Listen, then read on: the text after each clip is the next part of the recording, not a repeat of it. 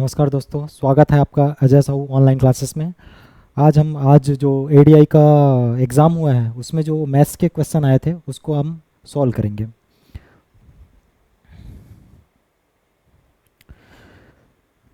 चलते हैं question number 1 की तरफ। ये क्वेश्चन नंबर 53 आपका सेट बी के हिसाब से क्वेश्चन नंबर 53 था। चलिए, मॉडल बनाने वाले मिट्टी से एक 24 सेंटीमीटर ऊंचाई, एक मिनट, 24 सेंटीमीटर ऊंचाई और आधार की त्रिज्या 6 सेंटीमीटर के शंकु का निर्माण किया। मतलब एक 24 सेंटीमीटर ऊंचाई और 6 सेंटीमीटर त्रिज्या वाली एक शंकु का निर्माण किया। फिर क्या होता है कि एक बालक ने इसे एक गोले में बदल दिया। मतलब एक शंकु था जिसकी त्रिज्या 6 सेंटीमीटर और ऊंचाई 24 सेंटीमीटर थी, उसको एक बालक ने गोले में बदल दिया। अब यहाँ पे पूछ रहा है कि गोले की त्रिज्या क्या है। ठीक है, यहाँ पे कॉन्सेप्ट आपको समझना है कि कैसे सॉल्व होगा। क्वेश्चन को पढ़ते ही आपको ये समझ जाना है कि ये सॉल्व किस तरीके से होगा। आपको क्या दिया हुआ है, शंकु का डायमेंशन दिया हुआ है, मतलब त्रिज्या और हाइट। ठीक है, आपको निकालना क्या है, गोले की त्रिज्या। ठीक है, आपके पास इक्वेशन कैसे बनेगा, सीधी सी बात है कि आपके पास शंकु की त्रिज्या और ऊंचाई दी हुई है। ठीक है, मिट्टी से एक शंकु बनाया गया, फिर उसी मिट्टी को उजाड़ के उससे एक गोला बनाया गया। इसका मतलब है आपका कि शंकु का जो आयतन है, मतलब शंकु जिस मिट्टी से बना हुआ है वो आयतन गोले के आयतन के बराबर होगा। मतलब मिट्टी ना ही उसमें कम किया गया है ना ही ऐड किया गया है, जो जिस मिट्टी से शंकु बना है उसी मिट्टी से गोला बनाया गया है। तो आप आयतन को इक्वेट करेंगे तो उससे आपको गोले की त्रिज्या मिल जाएगी। देखिए इसको सॉल्व कैसे करते हैं। इसमें क्या है, आपको अलग अलग लेके सॉल्व नहीं करना। अलग अलग जैसे आप पहले आप शंकु का आयतन निकाल रहे हैं, उसके बाद उसको बेलन का आयतन का जो फॉर्मूला है, सॉरी गोले के आयतन का फॉर्मूला से आप इक्वेट करेंगे, उससे वहाँ से आप त्रिज्या निकालेंगे, तो क्या है कैलकुलेशन बड़ा हो जाएगा। आपको क्या है कैलकुलेशन को भी मिनिमाइज करना है, तो आप दोनों के वॉल्यूम के फॉर्मूले को पैरेलल लेके चलेंगे तो कैलकुलेशन मिनिमाइज हो जाएगा, क्योंकि दोनों तरफ जो सेम चीज़ होगा। जैसे पाई, पाई क्या है, जैसे गोले के आयतन में भी आपको पाई मिलेगा और ये शंकु के आयतन में भी पाई मिलेगा, क्योंकि जहाँ पे भी सर्कल आता है वहाँ पे पाई का रोल रहता है। तो वो पाई जो है दोनों तरफ से कट जाएगा, तो आपको 22/7 का मल्टीप्लिकेशन ये सब चीज़ करने की ज़रूरत नहीं। देखिए कैसे इसको लेके चलेंगे। शंकु का आपको दिया हुआ है, एक मिनट इसको कलर चेंज। ठीक है, शंकु का आपको दिया हुआ है रेडियस आर, जो दिया हुआ है कितना, 6 सेंटीमीटर है, और आपको ऊंचाई है पता है जो है 24 सेंटीमीटर। ठीक है, और दूसरी तरफ पैरेलल चलते हैं गोले का। ठीक है, गोले का आपको निकालना है त्रिज्या, जो मैं कैपिटल आर लेके चल रहा हूँ, गोले का त्रिज्या। ठीक है, दोनों का वॉल्यूम सेम है। ठीक है, दोनों के वॉल्यूम के फॉर्मूले से दोनों को इक्वेट कर देंगे। ठीक है, शंकु का आयतन क्या होता है, 1/3 pi r square into H. इसमें क्या है, आर इसका इसके आधार का जो है रेडियस है। ठीक है, इसका बेस जो है, बेस का रेडियस है आर। आर जो दिया हुआ है आपको 6 सेंटीमीटर, और हाइट जो है शंकु की ऊंचाई है जो एच। ठीक है, 1/3 pi r square into H is equal to, गोले का आयतन क्या होता है, 4/3 पाई, कैपिटल आर ले रहा हूँ ना इसको, आर का क्यूब। ठीक है, दोनों को इक्वेट करना है। ठीक है, आयतन दोनों का समान है, वहीं से अपन को निकालना है गोले का गोले का आयतन से को इक्वेट करके गोले का रेडियस, गोले का त्रिज्या निकाल लेंगे। ठीक है, ये इक्वेशन है। दोनों तरफ जो सेम है उसको आप काट देंगे, जैसे पाई इधर भी है, पाई आपका इधर भी है, दोनों कट गया। ठीक है, 1/3 इधर, इधर का 1/3 कट गया। अब अपने पास बचा क्या, आर का स्क्वायर एच। आर जो है क्या आपका 6 है, यहाँ पे 6 इंटू 6 आर का स्क्वायर इंटू एच, हाइट जो है कितना है 24 है, इक्वेट कर देंगे। इधर क्या बचा है 4 इंटू आर। ठीक है, फिर इसको 4 को इधर ले आएंगे, मतलब 4 को इधर लाएंगे, मतलब ये इसको काट सकते हैं अपन, 4 6 के 24। ठीक है, ये आर का क्यूब है, सॉरी ये आर का क्यूब। ठीक है, अब अपने पास क्या बच गया, 6 into 6 into 6 equal to R का क्यूब, मतलब 6 का क्यूब जो बराबर है आर के क्यूब से।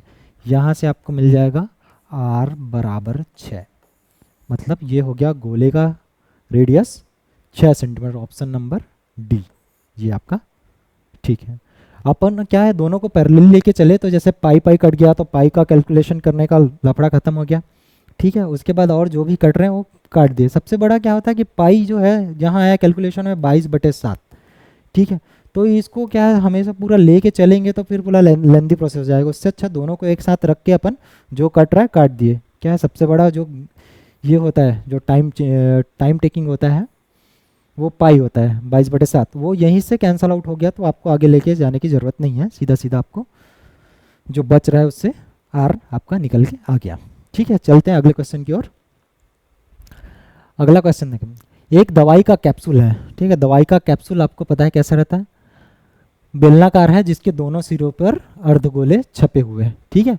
सीधा सीधा उसको डिफाइन किया है कि आपके पास एक कैप्सूल है, ठीक है, बेलनाकार है, उसमें दोनों तरफ अर्धगोले हैं, मतलब ये आधा गोला और ये आधा गोला है और बीच का जो हिस्सा है वो बेलनाकार है, ठीक है। इधर का आधा गोला, इधर का आधा गोला, ये बीच का हिस्सा बेलनाकार है, ठीक है। पूरे कैप्सूल की लंबाई 14 mm, पूरे कैप्सूल मतलब आपका यहाँ से लेकर यहाँ तक जो है 14 mm है।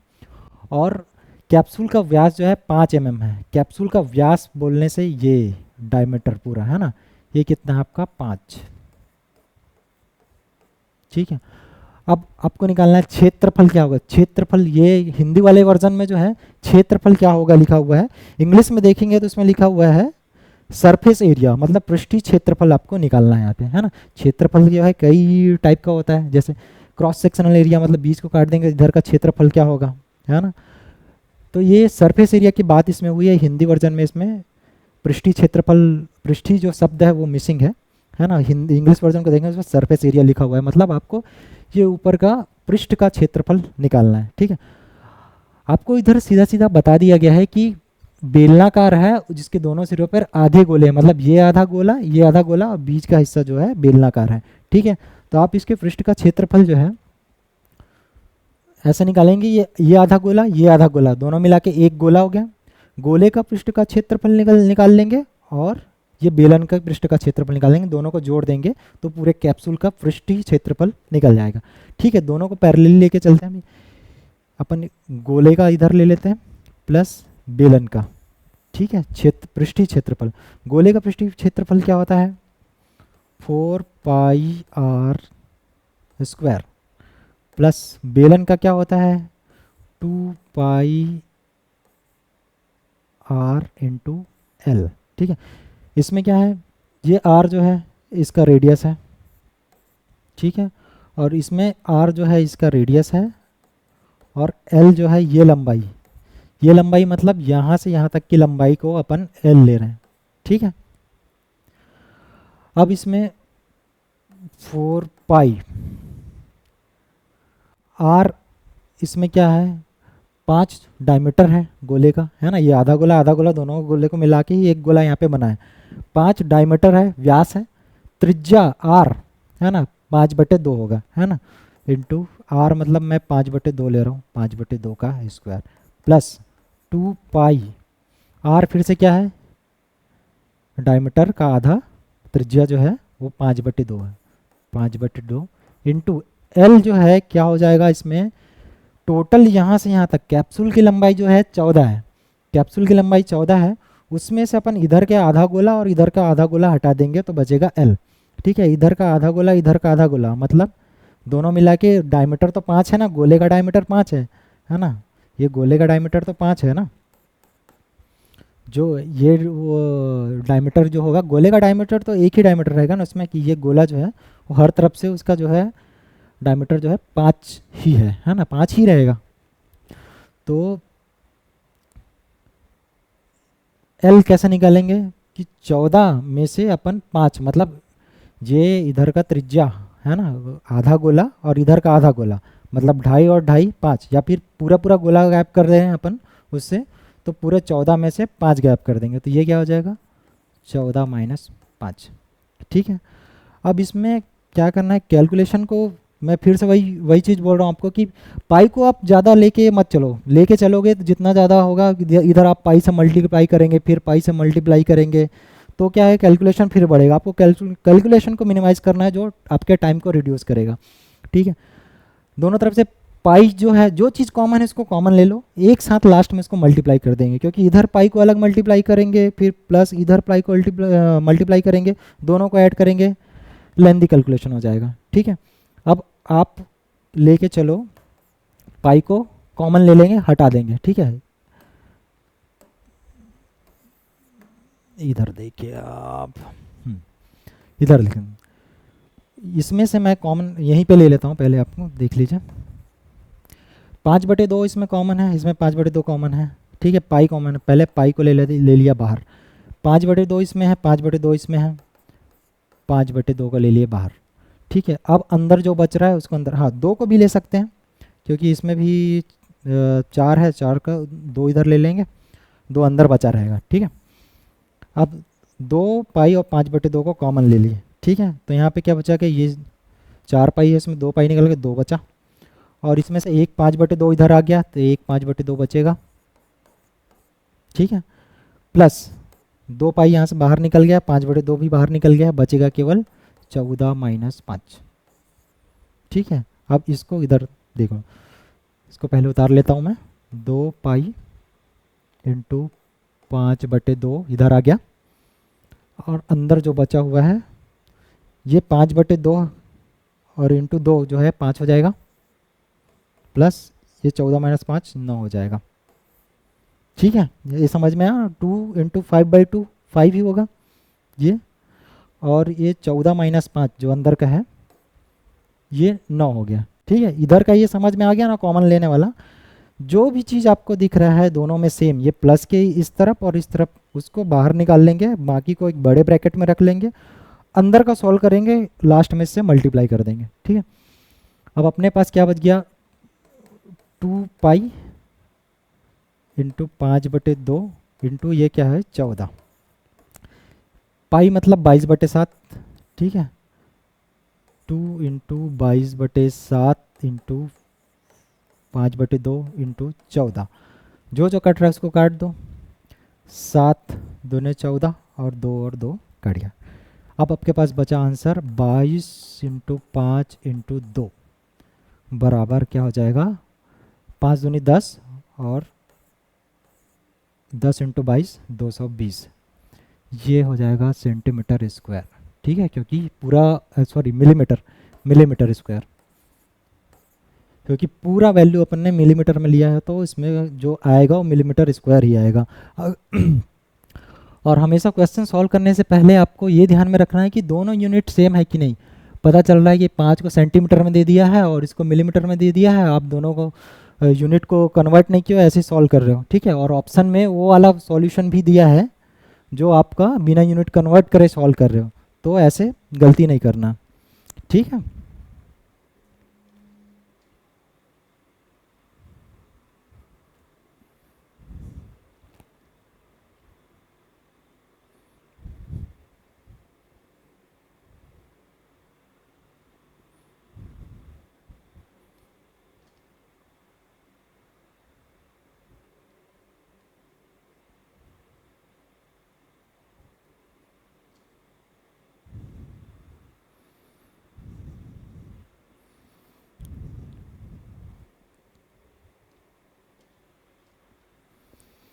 ठीक है, अगले क्वेश्चन की ओर चलते हैं। 8, 12, 15 का लघुत्तम समापवर्त है। 8, 12 और 15 का लघुत्तम समापवर्त है। लघुत्तम समापवर्त और महत्तम समापवर्त का ज़्यादातर क्वेश्चन ऑप्शन से सॉल्व हो जाता है। ठीक है, आप कन्वेंशनल मेथड से भी सॉल्व कर सकते हैं, लेकिन ज़्यादातर क्वेश्चन जो है ऑप्शन से सॉल्व हो जाता है। ऑप्शन से सॉल्व करने के लिए आपको लघुत्तम समापवर्त और महत्तम समापवर्त का जो डेफिनेशन है, परिभाषा है, वो आपको पता होना चाहिए। ठीक है, सबसे पहले आप इसका एलसीएम लघुत्तम समापवर्त का डेफिनेशन समझ लीजिए। लघुत्तम समापवर्त, सबसे पहली बात यह है कि जो दी हुई संख्या है, मतलब जिसका आपको लघुत्तम समापवर्त ज्ञात करना है, उसमें से जो सबसे बड़ी संख्या होगी उसके बराबर या उससे बड़ी संख्या होगी। ठीक है, जो भी लघुत्तम समापवर्त है वो दी हुई संख्याओं से बड़ी या फिर उनमें से जो भी संख्या सबसे बड़ी है उसके बराबर होगी। ठीक है, ये आपका पहला है। दूसरा कि उस वो जो संख्या है वो ऐसी छोटी सी छोटी संख्या है, छोटी सी छोटी संख्या, लेकिन इन संख्याओं से में से सबसे बड़ी के बराबर या उससे बड़ी होगी। ठीक है, जो ये दी हुई संख्याओं से पूर्णतः विभाजित हो जाए। मतलब जैसे आपका 2, 4 और 6 है। ठीक है, इसका लघुत्तम समापवर्त क्या होगा, इन तीनों से डिवाइड हो जाना चाहिए। इन तीनों में से सबसे जो बड़ी है उसके बराबर, सबसे बड़ी संख्या जैसे 6 है उसके बराबर या उससे बड़ी होगी। ठीक है, और तीनों से डिवाइड हो जाएगी। ठीक है, तो जैसे एग्जांपल पहले समझ लो, फिर इसको ऐसे ही सॉल्व कर लेंगे अपन। देखो जैसे 2, 2 और 4 और 8। ठीक है, इसका लघुत्तम समापवर्त क्या होगा, ये तीनों में से जो सबसे बड़ी है उसके बराबर, मतलब 8 के बराबर या 8 से बड़ी संख्या होगी। ठीक है, लेकिन दूसरा कंडीशन क्या है, ये जो है वो ये तीनों से डिवाइड होना चाहिए। जैसे चेक करो इसमें कि 8, ठीक है, 8 से डिवाइड हो गई, 4 से भी डिवाइड हो रहा है, 2 से भी डिवाइड हो रहा है। ठीक है, 8 ये तीनों संख्या में से सबसे बड़ी संख्या के बराबर है और तीनों से डिवाइड हो रहा है, तो ये तीनों का जो एलसीएम है वो 8 हो जाएगा। ठीक है, ऐसे ही 2, 3,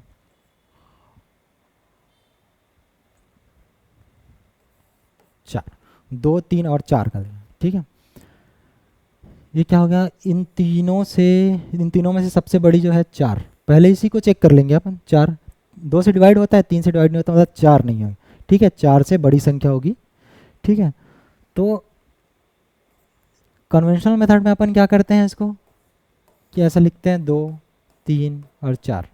2 से डिवाइड करेंगे, 2 एकम 2, ये डिवाइड नहीं होगा, ऐसी एज इट इज रख देंगे। 4 का 2 से डिवाइड होगा। ठीक है, फिर जो बचा इसके बाद और डिवाइड नहीं होगा ये, तो जो बचा उसको 2 इंटू 1 इंटू 3 इंटू 2, 2 एकम 2 या 6 दूनी 12, तो इसका जो एलसीएम है वो आएगा 12 कन्वेंशनल मेथड से। ठीक है, 12 2 से डिवाइड हो रहा है, 3 से डिवाइड हो रहा है, 4 से डिवाइड हो रहा है। ये तीनों संख्या में से सबसे बड़ी संख्या 4 है, उससे बड़ी है। ठीक है, तो ये इसका एलसीएम हो गया। अब ऑप्शन मेथड में क्या है, जैसे इसी में ऑप्शन दिया रहता है अभी 2, 4 और 6 का एलसीएम इनमें से कौन सा है, जैसे एक दे दिया अपना 5, बी दे दिया 4, सी दे दिया 6, डी दे दिया 12। ठीक है, तो आपको ऑप्शन में क्या है, परिभाषा से आपको देख लेंगे, 2 ऑप्शन तो ऐसे ही, 2-3 ऑप्शन ऐसे ही कैंसिल आउट। कभी कभी क्या होता है कि सीधा आपको एक ही ऑप्शन मिलता है, 3 ऑप्शन ऐसे ही कैंसिल आउट हो जाते हैं अगर आप डेफिनेशन में जाएंगे तो। जैसे सबसे पहले क्या है, इन तीनों संख्याओं में से जो बड़ी संख्या उसके बराबर या उससे बड़ी होनी चाहिए, है ना। तो सबसे बड़ी संख्या 6 है, तो ये 5 नहीं हो सकता, 4 नहीं हो सकता। ठीक है, 6 जो है सबसे बड़ी संख्या है, 6 के बराबर है ना, इसके बराबर है, सबसे बड़ी संख्या के बराबर ये है, या ये इससे बड़ी, मतलब 6 से जो सबसे बड़ी संख्या है उसके बराबर या उससे बड़ी होगी जो एलसीएम है वो। तो ये दोनों तो वैसे भी 6 से छोटे हैं, तो दोनों कैंसिल आउट हो गया। अब बच गया 6 और 12, इसमें जो सबसे करीबी है उसको देखना है ना, क्योंकि सबसे छोटी संख्या डेफिनेशन में यही आता है कि सबसे छोटी संख्या जो दी हुई संख्या से पूर्णतः विभाजित हो जाए, है ना। तो सबसे छोटी संख्या क्या है, 6। ठीक है, 6 को चेक करेंगे, 2 से डिवाइड हो रहा है, 4 से हो रहा है, नहीं हो रहा है, तो ये भी नहीं है। आपका आंसर ये सही आ जाएगा। देखिए 2 से डिवाइड हो रहा है, 4 से हो रहा है, 6 से हो रहा है, तो ये इसका एलसीएम है। अब इसी मेथड से इसको सॉल्व करते हैं। ठीक है, 8, 12 और 15 है ना, 8 है, 12 है और 15। ठीक है, सबसे छोटी संख्या है ना, सबसे छोटी संख्या लेकिन 15 से बड़ी होनी चाहिए। इसमें सभी संख्या 15 से बड़ी है, ठीक है, तो पहले वाले कॉन्सेप्ट से वो कैंसिल आउट नहीं हुआ। लेकिन दूसरा, सबसे छोटी संख्या जो तीनों से डिवाइड हो जाए, तो ये आपको 4 संख्या दी गई, इसमें सबसे छोटी संख्या को पहले लो आप, है ना। सबसे छोटी संख्या क्या है 60, 60 को 8 से डिवाइड करके देखो, नहीं हो रहा है, तो ये ऑप्शन गलत, ठीक है। 96 8 से डिवाइड हो रहा है, 12 8 96 हो रहा है, 12 से हो रहा है, 12 8 96 हो रहा है, 15 से हो रहा है, 15 से नहीं हो रहा है, ये भी खत्म। 120 को देखो, 8 से हो रहा है, हो रहा है, 12 से हो रहा है, हो रहा है, 15 से हो रहा है, हो रहा है, ठीक है, ये तीनों से डिवाइड हो रहा है, तो ये आपका आंसर हो गया। अब आपको ये क्या बोलते हैं, जो आपको ऑप्शन से सॉल्व करने वाला है उसमें डेफिनेशन आपको पता होना चाहिए, वो ज़रूरी है, क्योंकि आप हो सकता है कि 240 को उठाएं, है ना, 240 को उठा रहे हैं, 8 से डिवाइड हो रहा है, 12 से भी हो रहा है, और 15 से 15 से भी हो रहा है ये, ठीक है, तीनों से डिवाइड हो रहा है। तो आप ये बोलोगे कि जैसे ऑप्शन से सॉल्व करने आओगे, 240 को पहले उठाए आप, 8 से हो रहा है, 12 से और 15 से हो रहा है, आप सही आंसर ये करके टिक कर दिए। लेकिन डेफिनेशन में क्या है, सबसे छोटी संख्या, सबसे छोटी ऐसी छोटी से छोटी संख्या जो दी हुई संख्याओं से पूर्णतः विभाजित हो जाए, ये आपका पहला। और दूसरा, वो संख्या जो है दी हुई संख्याओं में से सबसे बड़ी संख्या के बराबर या उससे बड़ी होगी, ठीक है। तो ये दोनों लाइन आपको याद रहेगा, तो आप 240 को आप टिक नहीं करोगे, आप ऑप्शन से सॉल्व करेगा तो, ठीक है, क्योंकि आप छोटी संख्या को पहले पिक करोगे, अगर नहीं आ रहा है तो इसको काट दिए, ये भी नहीं आ रहा तो इसको काट दिए, ये हो गया, तो ये आपका सही संख्या है। उसके बाद 240 में जाने की ज़रूरत नहीं है, आपको छोटी संख्या से ऊपर होके जाना है, ठीक है। तो इसका आंसर क्या आएगा, 120, जो 8 12 और 15 तीनों से डिवाइड हो रहा है, ठीक है। अगले क्वेश्चन का, एक हवाई अड्डे से एक विमान 1000 किलोमीटर प्रति घंटे के वेग से उत्तर दिशा में, चलो ठीक है, ये उत्तर दिशा 1000 किलोमीटर प्रति घंटा उत्तर दिशा की ओर जा रही, उड़ान भरता है, ठीक उसी समय दूसरा विमान उसी हवाई अड्डे से पश्चिम की दिशा में, पश्चिम की दिशा में स्पीड क्या है 1200 किलोमीटर प्रति घंटे से, 1200 kmph से उड़ान भरता है, ठीक है। अब क्या बोल रहा है, 1.5 घंटा ना, 1.5 घंटे पश्चात दोनों विमानों के मध्य दूरी क्या होगी, मतलब दोनों एक साथ स्टार्ट करते हैं, ये 1.5 घंटे में, जैसे यहाँ से ये 1.5 घंटे में कहाँ तक जाएगा, और ये 1.5 घंटे में कहाँ तक जाएगा, ठीक है। ये दोनों के बीच की दूरी आपको निकालना है, ठीक है। तो सबसे पहले आपको देखना है कि दोनों का स्पीड दिया हुआ है, कितना डिस्टेंस ट्रेवल करेगा वो स्पीड इनटू टाइम से आप निकाल लेंगे, ठीक है। ये इसका क्या है 1200 kmph है स्पीड, टाइम क्या है आधा घंटा, सॉरी 1.5 घंटा, 1.5 घंटा मतलब 3/2 है ना, 1.5 मतलब 3/2, 1.5 घंटा। ये कितना डिस्टेंस ट्रेवल कर लेगा 1000 किलोमीटर प्रति घंटे से, 1000 इंटू 1.5 घंटा मतलब 3/2, ठीक है। ये कितना आ जाएगा आपका 1800 किलोमीटर इधर चले जाएगा, ये कितना आ जाएगा आपका 1500, ठीक है, इधर 1800 उधर 1500, ठीक है। इसको मिटा देता हूँ अभी, ठीक है। आपके पास फाइनल क्या आ गया, डिस्टेंस देखेंगे तो ये इधर से गया है वो 1500 किलोमीटर चला गया दूर 1.5 घंटे में, और इधर चले गया वो 1800 किलोमीटर, ठीक है। अब आपको निकालना है ये डिस्टेंस, ठीक है। कैसे निकलेगा ये, सीधा सीधा पाइथागोरस प्रमेय लगा के, ठीक है। ये कर्ण है, कर्ण का वर्ग बराबर क्या होता है आधार का वर्ग प्लस लंब का वर्ग, ठीक है। इसमें आपको रख के निकालना है, ठीक है। ये उसको मिटा दे रहा हूं मैं, ये आपको समझ में आ गया, उसको मिटा दे रहा हूं,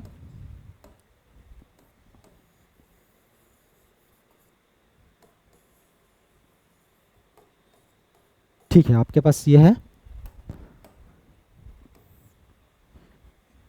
कर्ण का वर्ग बराबर आधार का वर्ग प्लस लंब का वर्ग, ठीक है। आधार कितना है 1800, 1800 का स्क्वायर प्लस लंब कितना है 1500 का स्क्वायर, ठीक है। ये कर्ण, कर्ण क्या है अपना x ले लेते हैं, चलो x जो निकालना है अपन को, ये वाला डिस्टेंस निकालना है जो इसका कर्ण है, तो x का स्क्वायर बराबर, ठीक है। आपके पास ये आ गया इक्वेशन, x का स्क्वायर जो निकालना है अपन को, x मतलब ये दोनों के बीच का डिस्टेंस, इस इक्वल टू आधार का वर्ग प्लस लंब का वर्ग, ठीक है। अब यहाँ पे फिर से इतने भारी भरकम संख्या को लेके नहीं चलना, अपन फिर से वही प्रोसीजर अपनाएंगे, कॉमन जो निकल रहा है उसको कॉमन निकाल लेंगे। जैसे 1800 है, 1500 है, 100 का स्क्वायर दोनों से कॉमन निकल सकता है, ठीक है। 100 का स्क्वायर को मैं बाहर निकाल दिया, अंदर आपके पास बच जाएगा 18 का स्क्वायर प्लस 15 का स्क्वायर, ठीक है, ठीक है। 100 के स्क्वायर को हटा दिया, इसको भी हटा देते हैं, बच गया ये, ठीक है। x इक्वल टू, चलो इसको साथ लेके चलता हूँ, बाद में इसको भूल मत जाए, ठीक है।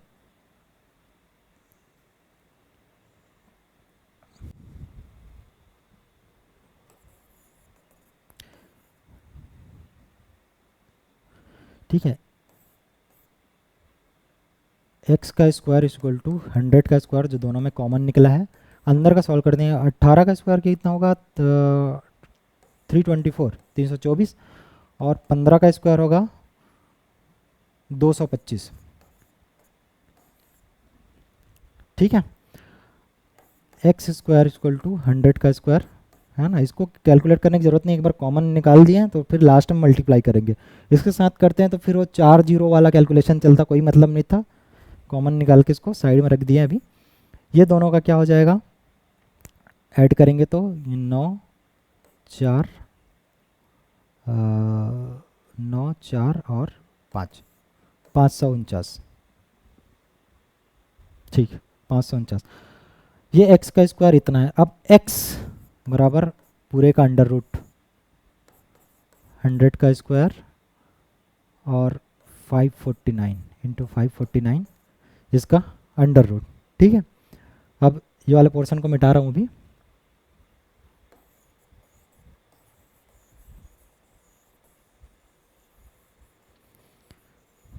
ठीक है। यहाँ तक आपको आ गया समझ में, ये वाला यहाँ पे ले रहा हूँ x इक्वल टू, ठीक है। अब 100 का स्क्वायर है, स्क्वायर के ऊपर स्क्वायर रूट है, मतलब वो सीधा 100 बाहर आ जाएगा, ठीक है। तो 100 को अपन बाहर ला लिए, अंदर में क्या बच गया 549। अब आपको मेन सॉल्व करना है इसको। जब भी आप इसको सॉल्व करेंगे, अगर स्क्वायर रूट है तो ऐसी संख्या से इसको डिवाइड करें जो स्वयं एक स्क्वायर हो। जैसे 4 से डिवाइड हो रहा है, नहीं हो रहा है क्योंकि इधर 9 है, 4 से डिवाइड नहीं होगा। 3 का स्क्वायर क्या है 9, 9 से डिवाइड करके देखेंगे 549 डिवाइड बाई 9, 9 से 54, 9 एक 61 है ना। तो ये अपन 9 से डिवाइड हो जा रहा है, इसको अपन क्या लिख सकते हैं, इसको अपन लिख सकते हैं x equal to 100 under root 9 into 61, ठीक है। दोनों का मल्टीप्लिकेशन 549 आ रहा है, ठीक है। इसका मेथड में बताया कि आपको अगर स्क्वायर रूट निकालना है तो ऐसी संख्या से डिवाइड करना है जो स्वयं एक स्क्वायर हो, स्वयं एक वर्ग हो, है ना। तो अपन छोटे से चलेंगे, छोटे से। जैसे सबसे पहला स्क्वायर अपना क्या है 1 है, उसके बाद क्या है 4 है, उसके बाद 9 है। 1 से डिवाइड जाए कोई मतलब नहीं है उसको, है ना। 4 से डिवाइड नहीं जा रहा है, 9 से डिवाइड जा रहा है, 9 से क्या 9 इंटू 61। अब 61 जो है किसी से डिवाइड नहीं जाता, अभाज्य संख्या है, ठीक है। अब क्या करेंगे, इसको 9 को अपन क्या लिख सकते हैं 100, इसको लिख सकते हैं 3 का स्क्वायर इंटू 61, है ना। 3 3 9, स्क्वायर के ऊपर स्क्वायर रूट है, मतलब वो सीधा सीधा बाहर आ जाएगा। x equal to 100 into 3 under root 61। अब ये 3 इससे मल्टीप्लाई होके 300 अंडर रूट 61, आपका आंसर हो गया ये वाला 300 अंडर रूट 61, ठीक है। हमेशा आपको कैलकुलेशन को मिनिमाइज करने के लिए जो कॉमन निकल रहा है उसको कॉमन निकाल के साइड कर दो, उसको लास्ट में मल्टीप्लाई करो, ठीक है। इसको साथ में लेके जाते हैं तो ये 1800 का स्क्वायर, 1500 का स्क्वायर, 1800 का स्क्वायर मतलब ये दो जो शून्य है वो स्क्वायर होने के बाद 4 शून्य में चले जाता, तो वो इतना जीरो लेके चलने से कोई काम का नहीं है। लास्ट में उसको अपन मल्टीप्लाई कर दिए, शुरू में कॉमन निकाल के साइड कर दिए थे, केवल अपन ब्रैकेट के अंदर का सॉल्व किए, लास्ट में इसको मल्टीप्लाई कर दिए, हो गया। और वैसे भी आपको जैसे ये क्वेश्चन पेपर के साइड में सॉल्व करेंगे तो आपको देखिए ये 6 डिजिट का ऐसे हो जाएगा, 6 डिजिट को लेके कहाँ से 6 7 डिजिट का हो जाएगा, है ना। उसको लेके आप चलोगे तो ऐसी जगह नहीं बचेगा, फिर वो ज़्यादा लगता है कि ज़्यादा कैलकुलेशन हो रहा है करके ज़बरदस्ती का। इसलिए जो एक्स्ट्रा चीज़ है उसको साइड करो, जो बचा हो इसको सॉल्व करो, लास्ट में उसको जो साइड किए थे उसको फिर ला के उसमें ऐड कर दो। ठीक है, अगला क्वेश्चन। ये यहाँ पे 2 नहीं है, ठीक। यहाँ पे ये क्वेश्चन क्या है कि ये संख्या दी गई है, इसकी माध्यिका क्या होगी। ठीक है, इसमें कंफ्यूजन होता है एक माध्य और एक माध्यिका। ठीक है, माध्य मतलब आपका मीन, मीन मतलब जो भी दी गई संख्या है सभी को ऐड करके नंबर ऑफ संख्या, मतलब कितनी संख्याएं टोटल। अगर 10 संख्या है तो दी हुई संख्याओं को ऐड करके 10 से डिवाइड कर देंगे। 8 संख्या है तो जो 8 संख्या को ऐड करके 8 से डिवाइड कर देंगे। ये उसका क्या होता है, मीन, माध्य, एवरेज। माध्यिका क्या होती है, इसमें आपको दी हुई संख्याओं को आरोही क्रम, बढ़ते हुए क्रम में जमा लेंगे, उसके बाद जो बीच की संख्या है वो आपकी माध्यिका होती है। ठीक है, इसको क्या करेंगे अपन, बढ़ते हुए क्रम में जमा लेंगे। ठीक है, जैसे 3, 3 के बाद अपने पास है 6, 6 के बाद है 7, 3, 3 हो गया, 6 हो गया, 7, 7 के बाद अपने पास है 8, 9, 10, 8, 9, 10, 11, 12, 13 और 14। ठीक है, टोटल कितनी संख्या है, 1 2 3 4 5 6 7 8 9 10, 10 संख्या है। 2 भी होगा यार, यहाँ पे 2 भी है ना, 2 से शुरू। ठीक है, टोटल कितनी संख्या अब 11, 1 2 3 4 5 6 7 8 9 10 11, 11 संख्या है। ठीक है, इधर से 5, इधर से 5। ठीक है, बीच में जो बच गया दोनों तरफ से समान, जैसे 9 संख्या रहती, इधर से 4, इधर से 4 छोड़ के बीच में जो बच गया वो आपका मीडियन है, माध्यिका है। ठीक है, तो इसमें आंसर आएगा 9। ठीक है, फिर से एक बार, जैसे अगर 5 संख्या, पहले सबको बढ़ते हुए क्रम में, आरोही क्रम में पहले उसको अरेंज कर लेंगे।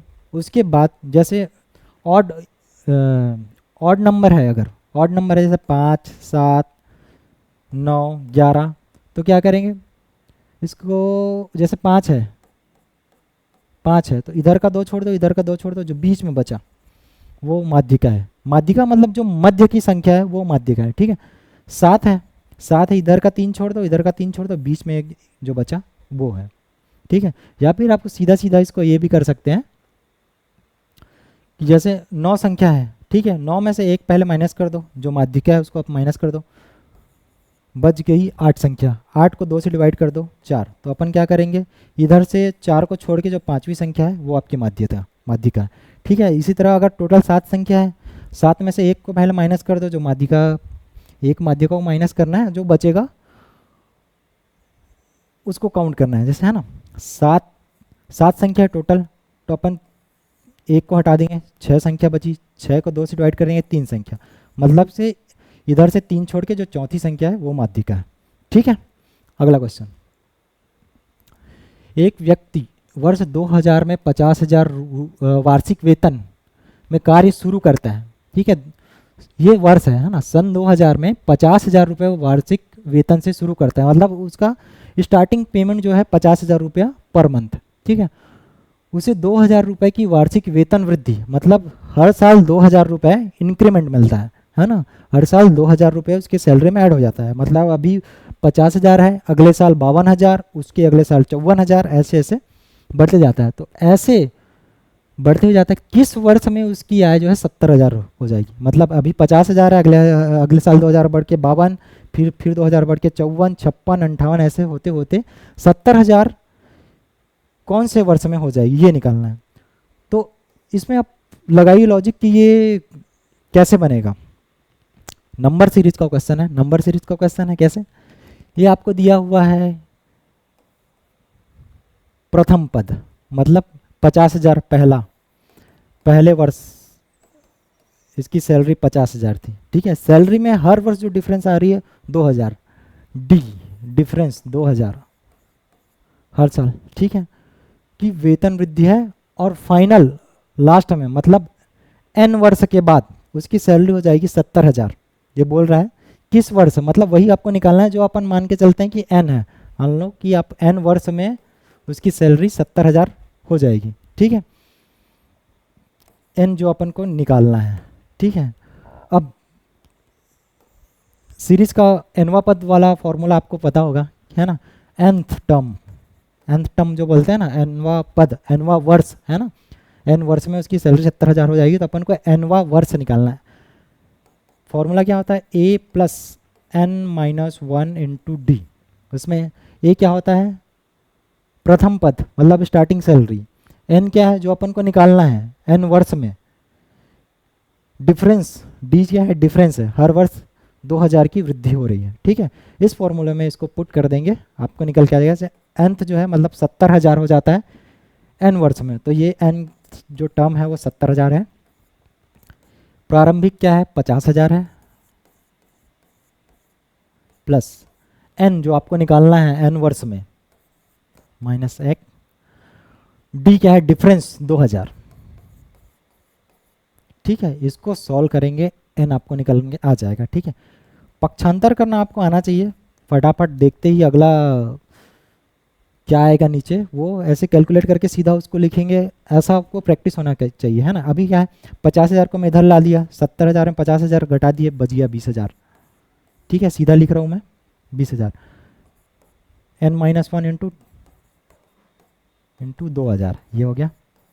अब 2000 को इधर काट देंगे, 3 0 कट गया, और 2 दाम 20, है ना, इधर 10 इक्वल टू n-1, ठीक है, ये समझ में आया ना। या फिर आप 2000 में सीधा 20,000 काटेंगे तो 10 आएगा, ठीक है, 2000 में 20,000 काटेंगे 10 आएगा, ठीक है। इधर बच गया क्या, n-1, ठीक है। अब क्या हो गया, यहाँ से आप n इक्वल टू 10 प्लस 1 को माइनस है इधर ला लेंगे, इसमें प्लस हो जाएगा बराबर 11, ठीक है, n बराबर 11, तो 11वें वर्ष में उसकी सैलरी हो जाएगी 70,000। ऑप्शन नंबर सी आपका करेक्ट है, ठीक है। क्वेश्चन को आप जैसे ही पढ़ते हैं आपको समझ में आ जाना चाहिए, फॉर्मूला आपको दिख जाना चाहिए, किस फॉर्मूले में पुट करूंगा मैं कि आ जाएगा, कौन से चैप्टर से क्वेश्चन है ये भी आपको समझ में आ जाना चाहिए, है ना। क्या है इसमें सैलरी और ये वर्ष ये सब की बात हो रही है, तो क्या ब्याज वाला है कि क्या है, ये आपको क्वेश्चन पढ़ के ही समझ में आ जाना चाहिए कि क्या है ना। ठीक है, अगला क्वेश्चन, 20वीं सदी में कितने दिन हैं, 20वीं सदी में कितने दिन हैं, ठीक है। 20वीं सदी कब से शुरू होगी, 1900, सन 1900 के बाद 20वीं सदी शुरू होगी जो जाएगी 2000 तक, 2000 में 20वीं सदी समाप्त, 2001 से 21वीं सदी शुरू, ठीक है। 19वीं से 20वीं सदी जो है, 20वीं सदी में कितने दिन है, मतलब आपका 20वीं सदी शुरू होता है वहाँ से 20वीं सदी ख़त्म जो होती है वहाँ तक कितने दिन हैं वो पूछ रहे हैं ना। टोटल कितने वर्ष होंगे, 100 वर्ष, ठीक है, 100 वर्ष। आपको पता है एक वर्ष में कितना दिन होता है, 365 दिन होता है, लेकिन लीप ईयर होता है उसमें 366 दिन होता है। लीप ईयर में 366 दिन होता है, बाकी हर वर्ष में 365 दिन होता है, ठीक है। एक वर्ष में 365 दिन, 100 वर्ष में कितना हो जाएगा, 365 इंटू 100, ये हो जाएगा 36,500 दिन। ये तो 365 के हिसाब से हो गया। अब लीप ईयर का जो एक एक दिन है उसको भी जोड़ना है, 4 साल में एक लीप ईयर होता है ना। तो आपके पास टोटल 100 साल है, ठीक है, उसको 4 से डिवाइड करेंगे, 25 दिन और इसमें जुड़ेगा। 365 जो है नॉर्मल ईयर के हिसाब से है, एक दिन एक साल का 365 दिन, और लीप ईयर होता है उसमें 366 दिन होता है ना। तो अभी पहले 365 के हिसाब से पूरा 100 साल का निकाल लिए, उसके बाद जितना लीप ईयर होता है उसके हिसाब से एक लीप ईयर का एक दिन अपन ऐड कर देंगे। तो 25 जो लीप ईयर आएगा 100 वर्षों में, तो इसमें 25 दिन आपको ऐड करना है, 25 दिन, आपका आंसर आ जाएगा 36,525 दिन, 36,525 ये, ठीक है। अगला क्वेश्चन, दी गई श्रेणी में गलत पद ज्ञात कीजिए, ठीक है। गलत पद जब भी ज्ञात करना रहेगा आपको सीरीज, जिस सीरीज में चल रहा है इसको देखते जाओ, जहाँ पे सीरीज ब्रेक होगा वही उसका गलत पद है, ठीक है। पहले इसको यहाँ पे मैं लिख लेता हूँ, 56, 58, 62, 70, 84, 118, 182। ठीक है, 56 यहाँ पे क्या हो रहा है, +2, 58। ठीक है, 58 और दोनों में डिफरेंस कितना है, 4 ऐड हो रहा है। ठीक है, यहाँ पे क्या ऐड हो रहा है, दोनों का डिफरेंस कितना है, 8 ऐड हो रहा है ना। 58 में 56 घटाए 2 आ गया, 62 में 58 घटाए 4 आ गया, 70 में 62 घटाए 8 आ गया। ये कैसे जा रहा है, 2, उसके बाद उसका 2 गुना 4, उसका 2 गुना 8। ठीक है, इसका 2 गुना यहाँ पे क्या होना चाहिए, 16। ठीक है, 16 आ रहा है क्या, 14 आ रहा है। ठीक है, चलो 14 आ रहा है, आगे भी चेक कर लेते हैं। यहाँ पे अपना सीरीज ब्रेक हो रहा है, ठीक है, लेकिन फिर भी आगे चेक कर लेते हैं। यहाँ पे 14 आ रहा है, और इसके बाद 16 का 2 गुना, इसमें 32 ऐड करते हैं, आता है क्या, ये नहीं आ रहा है, इसमें 116 आ जाएगा। तो यहाँ पे सीरीज ब्रेक हुआ है आपका, है ना। इसमें क्या है, 2 ऐड हुआ है, ठीक है, इसमें 4 ऐड हुआ है, इसमें 4 का डबल 8 ऐड हुआ है, इसमें 8 का डबल 16 ऐड होना था। ठीक है, इसको अगर मैं 16 ऐड करके चलता हूँ तो ये आ जाएगा 86 आ जाएगा।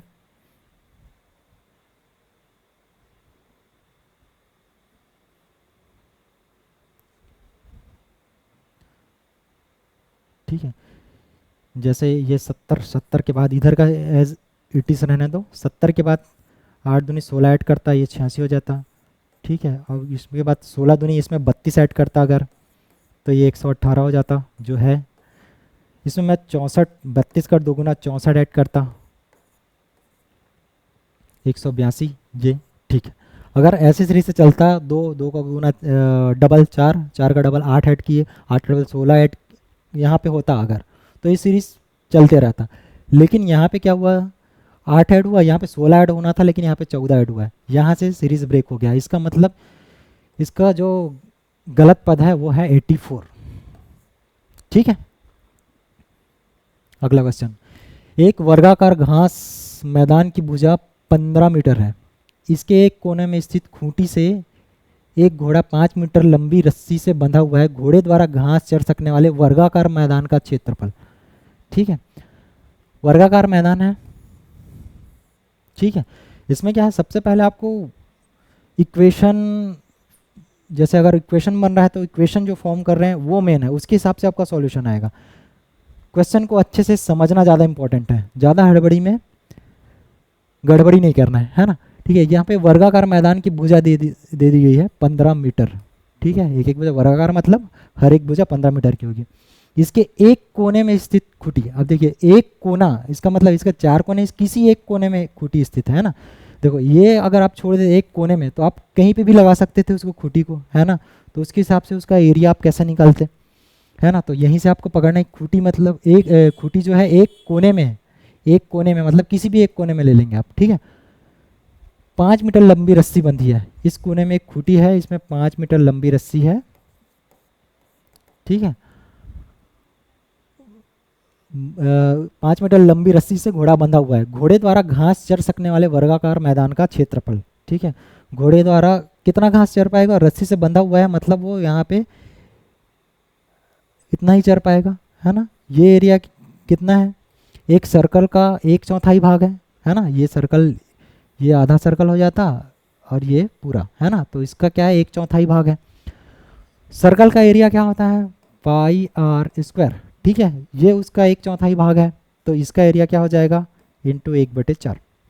ठीक है, 1/4 इंटू 22/7 इंटू रेडियस कितना दिया हुआ है, 5 मीटर, 5 इंटू 5। ठीक है, इसमें थोड़ा सा कैलकुलेशन होगा, दशमलव में आंसर है ना। तो अपन इसको पूरा कैलकुलेट करना ही पड़ेगा। ये आ जाएगा 2 2 4 2 11 22, है ना। तो 11 पंचे 55 इंटू 5/14। ठीक है, ये हो जाएगा 5 25 25, 2 27/14। ठीक है, 275/14। अब इसको आपको ये कैलकुलेट करना ही पड़ेगा। ठीक है, 14 एकम 14 बच रहा है 13, 135 14 निया पॉइंट 19 एक ही दिया है, मतलब ये आएगा आंसर। अगर आपको आगे का इसमें ऑप्शन में केवल एक 19 दिया हुआ है, आपका इधर का आ गया 19, अगर एक ही दिया हुआ है तो आगे कैलकुलेट करने की ज़रूरत नहीं, सीधा आपका यही आंसर है। अगर ऑप्शन में और दे दिया रहता 19.425 ऐसा, तो फिर आपको अगले एक डिजिट को कैलकुलेट करना पड़ता। जैसे अगला मान लो 0.6 आ गया तो 0.4 वाला गलत हो गया, ये आपका सही हो गया।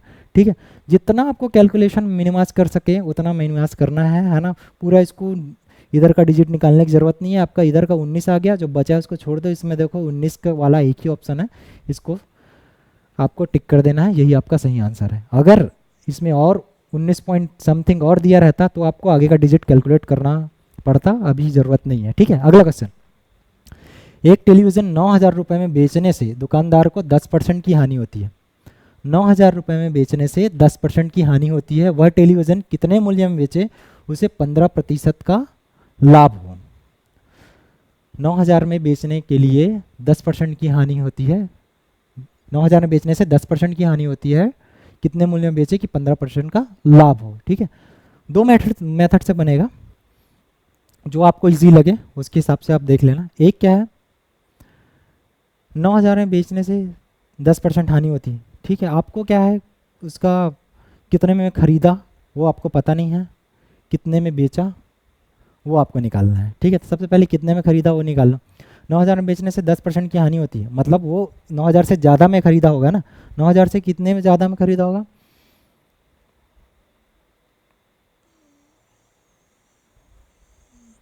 हाँ 9,000 में बेचने से 10% हानि, मतलब 9,000 का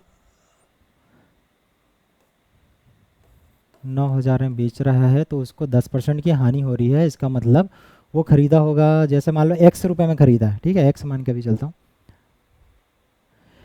x रुपये में खरीदा मान के चलो,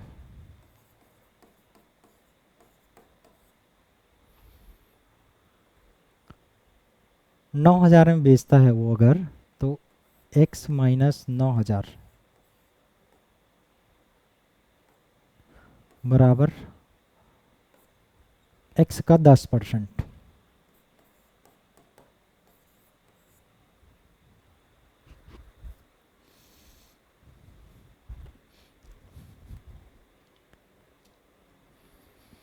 ठीक है,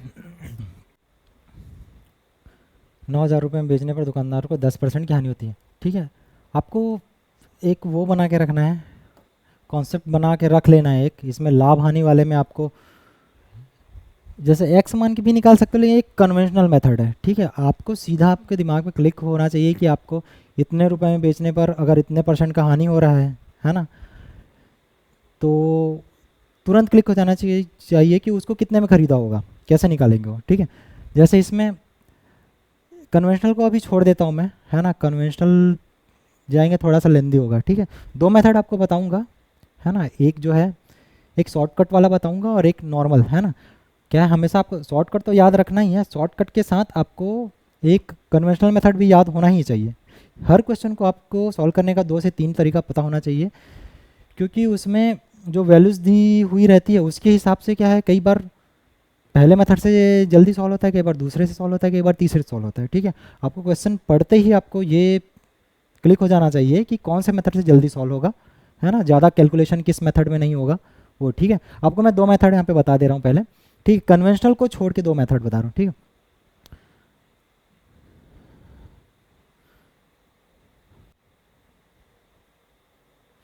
ठीक है, आपको दशमलव से घबराना नहीं है। पॉइंट में जैसे कुछ भी आ रहा है, जैसे कि आप अगर लाभ हानि या परसेंटेज अगर देख रहे हैं तो आपको 0.9, 0.75, 0.25, 0.3 ये सब 1.15 ये सब चीज़ से यूज टू हो जाना है ना। दशमलव देख के उसको घबराना नहीं, दशमलव को इग्नोर करके उसको कैलकुलेट करके वैसे भी आप 0 0 करके काट के उसको हटा ही देते हो, है ना। तो दशमलव से घबराना नहीं है आपको। ठीक है, मैं 2 मेथड बता रहा हूँ, ये पहला मेथड इधर। ठीक है, 9,000 रुपये 9,000 रुपये में बेचा, 10% की हानि होती है, तो कितने में खरीदा होगा, मैं कैसे निकालता हूँ सीधा, 9,000 में बेचा, ठीक है, उसको हानि हो रही है, 10% की हानि हो रही है, मतलब वो 90% दाम में उसको बेचा है, ठीक है, 90% मतलब 0.9, ठीक है, ये उसका क्या है, खरीदने का मूल्य निकल गया। ये कितना आ जाएगा, 10,000 रुपया, ठीक है। 9,000 में बेचा तो 10% की हानि हो रही है, मतलब वो उसको 10,000 में खरीदा होगा। कैसे निकाले, 9,000 बटे 10% हानि मतलब 0.9, ठीक है, ये निकल गया। क्रय मूल्य आपको निकल गया, एक लाइन में निकल गया क्रय मूल्य 10,000, ठीक है। 9,000 में खरीदने से 10% की हानि हो रही है, 10% हानि मतलब 100% में से 10% लॉस हो गया, बच गया कितना, 90%। तो उस 90% के इसको डिवाइड कर देंगे तो ये उसका क्रय मूल्य आ गया, ठीक है। उसने 10,000 में खरीदा, 9,000 में बेचा, 10% की हानि हो रही। अब टेलीविज़न को कितने मूल्य में बेचे कि उसको 15% का लाभ हो, ठीक है। 1,000 में खरीदा, 15% का लाभ होने के लिए क्या करेगा वो, 10,000 में खरीदा, 15% का लाभ करने के लिए क्या करेगा, 15% का लाभ मतलब 100 + 15 मतलब 115, है ना। तो इसको अपन मल्टीप्लाई करेंगे 1.15, ठीक है, 15%, ठीक है। 100 मतलब 100% से ज़्यादा में बेच रहा है ना, तब तो लाभ लाभ हो रहा है ना। 15% का लाभ मतलब 100 में 15 और ऐड कर रहे हैं, मतलब 115, 1.15, इससे मल्टीप्लाई करेंगे, ये आ जाएगा आपका 11,500। यही आपको निकालना था कि वो कितने में बेचे कि वो 15% का लाभ हो, तो 11,500 में बेचेगा। ये एक मेथड हो गया, ठीक है। ये 1.15 कैसा है, ये 0.9 कैसे है, इसमें ज़्यादा कंफ्यूज नहीं होना है। सिंपली एक बार और बता देता हूँ आपको,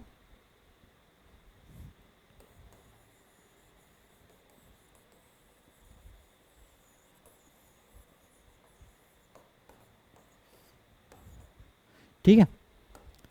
9,000 में बेच रहा है तो उसको 10% की हानि हो रही है। 10% हानि मतलब आप 0.9 ले लो सीधा सीधा, 20% हानि 0.8 ले लो, 10% लाभ 1.1, 20% लाभ 1.2, 20%, 15% लाभ 1.15, 15% हानि 0.85। ये आपके दिमाग में फीड होना चाहिए। हानि हो रहा है मतलब उतना माइनस कर दो, लाभ हो रहा है उतना प्लस कर दो, ठीक है। 9,000 रुपये में बेचे, 10% हानि, ठीक है। क्रय मूल्य क्या हो जाएगा, सीधा सीधा 9,000 डिवाइडेड बाई 10% हानि 0.9, आपका आ गया 10,000 रुपये क्रय मूल्य। 10,000 में खरीदा, 15% लाभ के लिए कितने में बेचेगा, 15% लाभ 1.15, मल्टीप्लाई करो 10,000 इंटू 1.15, ठीक है। ये आ जाएगा आपका 11,500। अब इसमें यहाँ पे डिवाइड कर रहे हैं, यहाँ पे मल्टीप्लाई कर रहे हैं, इसमें कंफ्यूज नहीं होना। अब कन्वेंशनल जाना पड़ेगा इसको आपको बताने के लिए। देखिए, लाभ या हानि का प्रतिशत जो होता है,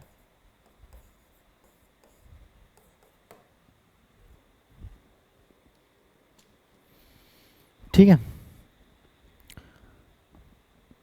लाभ या हानि जो दिया हुआ है, ठीक है, इसका जो बेसिक कॉन्सेप्ट में जाते हैं, लाभ और हानि जो दिया हुआ है वो हमेशा आप ये मान के चलना, विक्रय अपॉन क्रय, मतलब विक्रय, विक्रय को आप डिवाइड करेंगे क्रय से, विक्रय मूल्य को डिवाइड करेंगे क्रय मूल्य से, तो जो इधर आएगा लाभ या हानि, उसको इसको कैसे लिखेंगे आप, जैसे लाभ हो रहा है तो उसको जोड़ के, है ना, लाभ हो रहा है तो उसको जोड़ के, और हानि हो रहा है तो उसको घटा के, जैसे यहाँ से इसी से इसको निकालते हैं। इसको क्या लिखेंगे, जैसे कि हानि है तो 100 लाभ है ना, लाभ है तो 100 पर जितना परसेंट लाभ हो रहा है अपॉन 100 ये ले लेंगे, अगर लाभ की केस है, लाभ का केस है तो, ठीक है। यही हानि का केस है तो 100 माइनस जो परसेंट हानि हो रहा है, हानि इसका 100 ये ले लेंगे इस पोर्शन को, वो वाला उधर ही रहे, वैसा ही रहेगा, ठीक है। इसको लाभ या हानि के हिसाब से चुनेगा, लाभ है तो जो लाभ है उसको प्लस अपॉन 100, हानि है तो जो हानि है उसको माइनस अपॉन 100, ठीक है।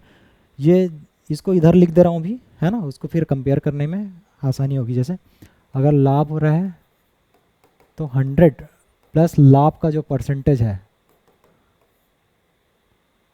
अपॉन 100, और अगर यही हानि है तो 100 माइनस हानि का परसेंटेज अपॉन 100, ठीक है। ये दोनों जो ये जो होता है ये दोनों बराबर होता है विक्रय अपॉन क्रय के, है ना, ये दोनों बराबर होता है विक्रय अपॉन क्रय। ठीक है, हानि का अगर केस है तो इसको ले लेंगे, लाभ का केस है तो इसको ले लेंगे। अब अब वापस आ जाइए क्वेश्चन पे, है ना। ठीक है, ये फॉर्मूला उधर लिख दिया हूँ, है ना, हर जगह काम आएगा ये। इसके बाद शॉर्टकट भी देखेंगे इसका, लेकिन आपको क्या है ये बेसिक पता भी होना चाहिए ना। कई बार क्या है अपन शॉर्टकट में कन्फ्यूज़न हो जाता है ना, क्योंकि जो जिसको अपन रट्टा मार के जाते हैं उसको भूल भी जाते हैं, भूल गए तो उसको याद करने के लिए ये पता होना चाहिए। ठीक है, तो देखिए इसमें क्या है, 9,000 में बेचने, आपको विक्रय दिया हुआ है 9,000। ठीक है, आपको क्रय नहीं पता है अभी। 10% हानि, हानि 10% मतलब ये हानि वाला फॉर्मूला लेंगे। क्या करेंगे, 100 माइनस हानि कितना है 10% है, हानि का परसेंट है 10/100 बराबर क्या हो जाएगा विक्रय मूल्य अपॉन क्रय मूल्य। ठीक है, अपन को पता है विक्रय मूल्य 9,000, यहाँ से क्रय मूल्य निकालने के लिए क्या कर रहे हैं अपन, क्रय मूल्य निकालने के लिए ये इधर जाके उधर जाएगा, तो कुल मिला के हो जाएगा विक्रय अपॉन ये 0.9 ही होगा। इसको करेंगे तो 90/100 0.9, ये क्या हो जाएगा 90/100, 100 में 10 क्या 90, नीचे का 100, तो ये 90/100 का अपन क्या लिखते हैं 0.9। ठीक है, तो ये 0.9 जो है इधर आ गया, क्रय मूल्य निकालेंगे तो विक्रय मूल्य अपन 0.9, इसी से करके मैं क्या निकाला था 9,000/0.9 बराबर ये जो था 10,000 इसका विक्रय 10,000 इसका क्रय मूल्य। ठीक है, वही क्रय मूल्य ऐसे ऐसे निकाला था शॉर्टकट, डायरेक्ट मैं क्या करता 9,000 को 0.9 से डिवाइड कर दिया था जो यहाँ पे हो रहा है। ठीक है, दूसरे केस में क्या है, लाभ 15% का लाभ हो। ठीक है, 15% का लाभ हो, अब लाभ वाला ये वाला अपन को लेना है। ठीक है, लाभ कितना हो रहा है 15% का, 15% मतलब 15 कर दिया 100 बराबर विक्रय मूल्य अपन क्रय मूल्य होता है ये विक्रय अपन क्रय। अपने पास क्या है 15% का लाभ हो तो कितने में बेचे, मतलब विक्रय मूल्य आपको निकालना है, क्रय मूल्य आपको पता है। ठीक है, तो ये कितना होगा 115/100, है ना, इसको अपन क्या लिख सकते हैं 1.15 जो मैंने उधर लिया था शॉर्टकट में, इक्वल टू विक्रय मूल्य आपको निकालना है, क्रय मूल्य आपको पता है 10,000। ठीक है, इस केस में क्या हो गया 10,000 आके मल्टीप्लाई हो जाएगा, विक्रय मूल्य आपको निकल जाएगा 1.15 इंटू 10,000। ठीक है, जो आ जाएगा आपको 11,500, यही आपको निकालना था, ये आपका आंसर है। ठीक है, वही चीज़ है, इतना लेंदी कैलकुलेशन नहीं करना पड़ा, मेरे दिमाग में फिट है कि हानि मतलब 0.9 है ना, 10% हानि मतलब 0.9, 15% प्रॉफिट मतलब 1.15। ठीक है, ये फिटेड है मेरे दिमाग में, लॉस मतलब उतने को माइनस कर देना, प्रॉफिट मतलब उतने को ऐड कर देना है। ठीक है, अब इसमें यह डिवाइड और मल्टीप्लाई का समझ में आ गया ना, इसमें क्या है अपन को विक्रय मूल्य निकालना था, इसलिए अपन क्या है इसमें डिवाइड किए, इसमें क्रय मूल्य निकालना है, इसलिए इसमें मतलब क्रय मूल्य दिया है विक्रय मूल्य निकालना है, और ये लाभ का है तो उसके हिसाब से इसको मल्टीप्लाई किए। ठीक है, इसमें कंफ्यूज नहीं होना है।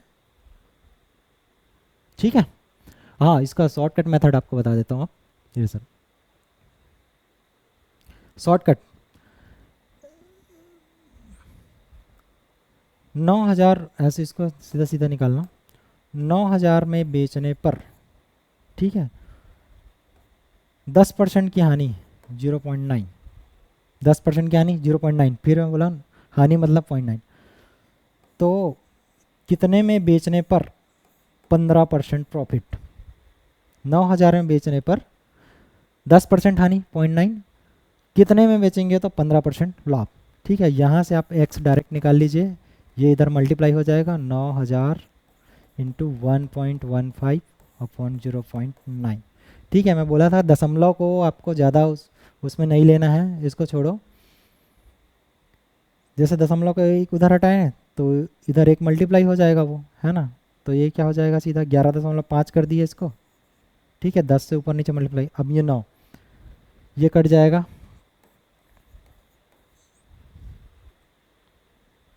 9,000 जो है 1,000 हो जाएगा, इधर 11.5 तो ये हो जाएगा 11,500। ठीक है, 9,000 को 9 से डिवाइड किया 1,000 आ गया, और ये 11.5 का मल्टीप्लाई कर दे 11,500। ठीक है, 2 लाइन में सॉल्व हो गया है ना। क्या था, 9,000 में बेचने पर 10% हानि 0.9, तो कितने में बेचे कि 15% प्रॉफिट। ठीक है, इसको सॉल्व करना है आपको, आ जाएगा। ठीक है, अगला क्वेश्चन,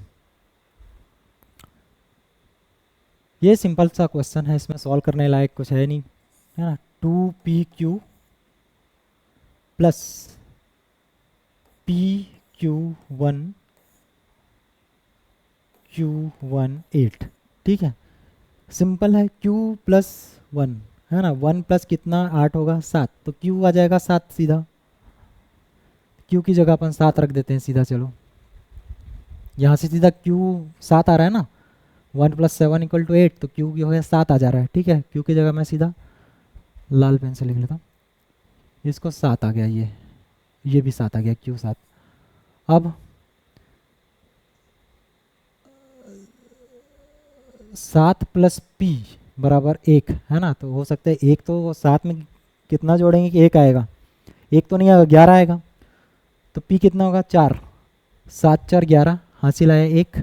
P को कितना ले लिया, 4 आ रहा है ना यहाँ से, अगर ये 11 आ रहा है तो ये P कितना आ रहा है 4 आ रहा है, तो P को मैं 4 ले लिया, इसको भी मैं 4 ले लिया। अगर 7 4 11, हासिल आया 1, और ये हो जाएगा 4 3 7, हाँ Q 7 आया था, इसको भी 7 रहेगा ना, Q को 7 लिए तो ये भी 7 रहेगा। अब देखो बैठ रहा है क्या, 7 1 8, और 7 4 11 का 1, हासिल आया 1, और ये 4 3 7, 7 से 18, मतलब आपका क्या आ गया, Q आ गया 7 और P आएगा 4। ठीक है, हाँ अब इसमें सीक्वेंस भी देखना है आपको, Q अपना 7 आया है, P आया 4, लेकिन इसमें क्या पूछा है, P और Q, मतलब पहले P को पूछ रहा है, P कितना आया है, P आया 4, P 4 और Q कितना आया 7, मतलब ऑप्शन नंबर आपका डी है ना। कई बार अपन क्या है, क्वेश्चन तो सही सॉल्व कर रहे हैं लेकिन ऑप्शन में गलत, जैसे अपन क्या है पहले Q को निकाले, Q 7 और P 4, अपन क्या अपने दिमाग में क्या है कि 7 और 4 आया, 7 और 4 को टिक कर दिए, लेकिन गलत हो गया क्योंकि ये पूछा है सीक्वेंस P और Q, अपन बता रहे हैं Q और P का, है ना, ऑप्शन में दोनों है, तो फिर अपना ज़बरदस्ती 1 नंबर का लॉस हो जाता है। ठीक है, अगला क्वेश्चन, एक चतुर्भुज के कोनों में 1:2:3:4 का अनुपात है, प्रत्येक कोण का मान होगा। ठीक है, सबसे पहली बात चतुर्भुज, ठीक है, रेशो आपको दिया हुआ है। ठीक है, आपको ये पता है कि चतुर्भुज के चारों कोणों का योग कितना होता है, 360 होता है।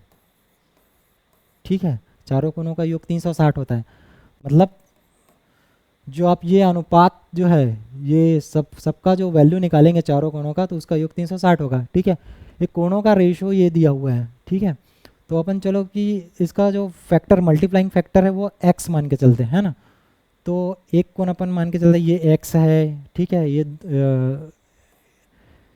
ये क्या हो जाएगा 2x हो जाएगा, ये हो जाएगा 3x, ये हो जाएगा 4x।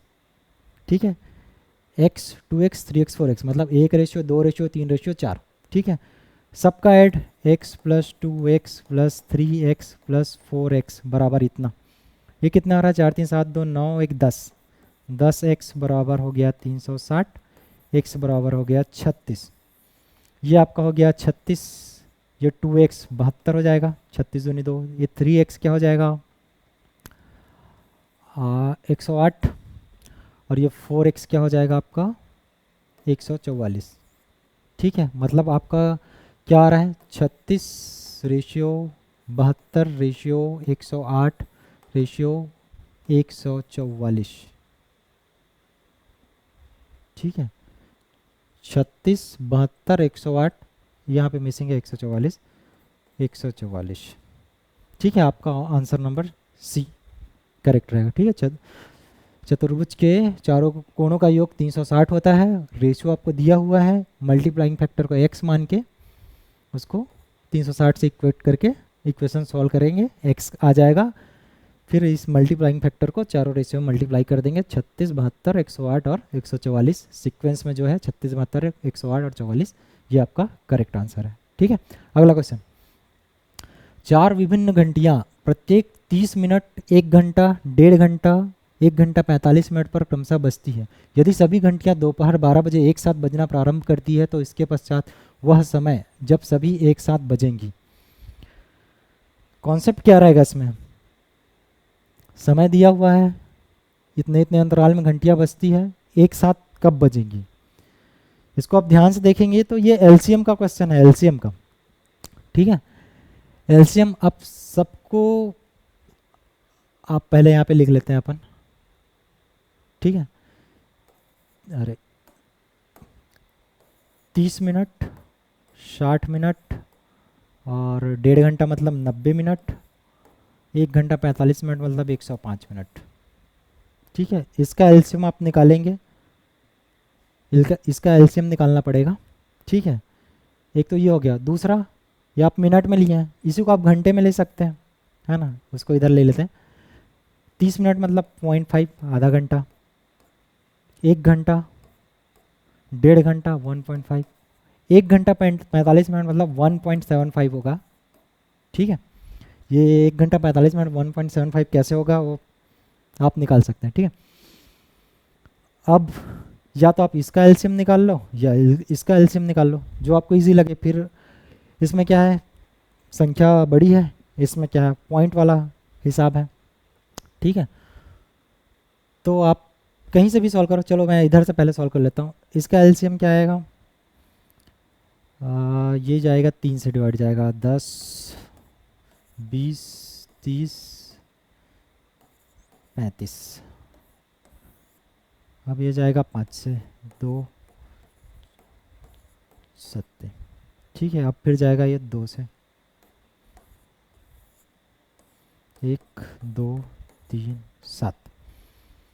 इसका एलसीएम क्या आएगा, 7 या 21 दूनी 42, 5 या 15 दूनी 30, दूनी 60, 120 और 7, 12 सत्ते 21 दूनी 42, 5 दूनी 10 या 30, 42 इंटू 30 है ना, 3 दूनी 6 और 3 चौक 12, 1260। इसका एलसीएम आ रहा है 1260। ठीक है,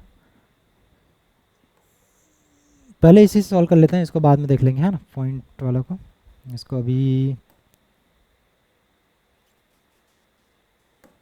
अभी अलग रख देता हूँ।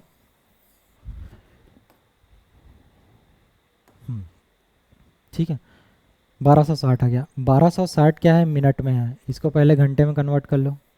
60 से डिवाइड करेंगे, मिनट से घंटे में कन्वर्ट करने के लिए 60 से डिवाइड करेंगे, ये आ जाएगा 6 दूनी 12, 6 एकम 6, 21 घंटा। मतलब 21 घंटे बाद सभी फिर से एक साथ बजेंगे। ठीक है, शुरू कितने बजे किए थे, दोपहर में 12 बजे। ठीक है, 24 घंटा कब होगा, फिर से दोपहर में 12 बजेगा। लेकिन 21 घंटे हैं, 24 घंटे से 3 घंटे पहला, मतलब दोपहर में 12 बजे, फिर अगले दिन दोपहर 12 बजे 24 घंटा हो जाएगा, उससे 3 घंटे पहला मतलब सुबह 9 बजे। 9 बजे फिर एक साथ बजेंगे सुबह। ऑप्शन प्रातः 9 बजे, ये आपका सही आंसर है। ठीक है, ये इधर से हो गया। इसको अब उधर से आप देखेंगे, अगर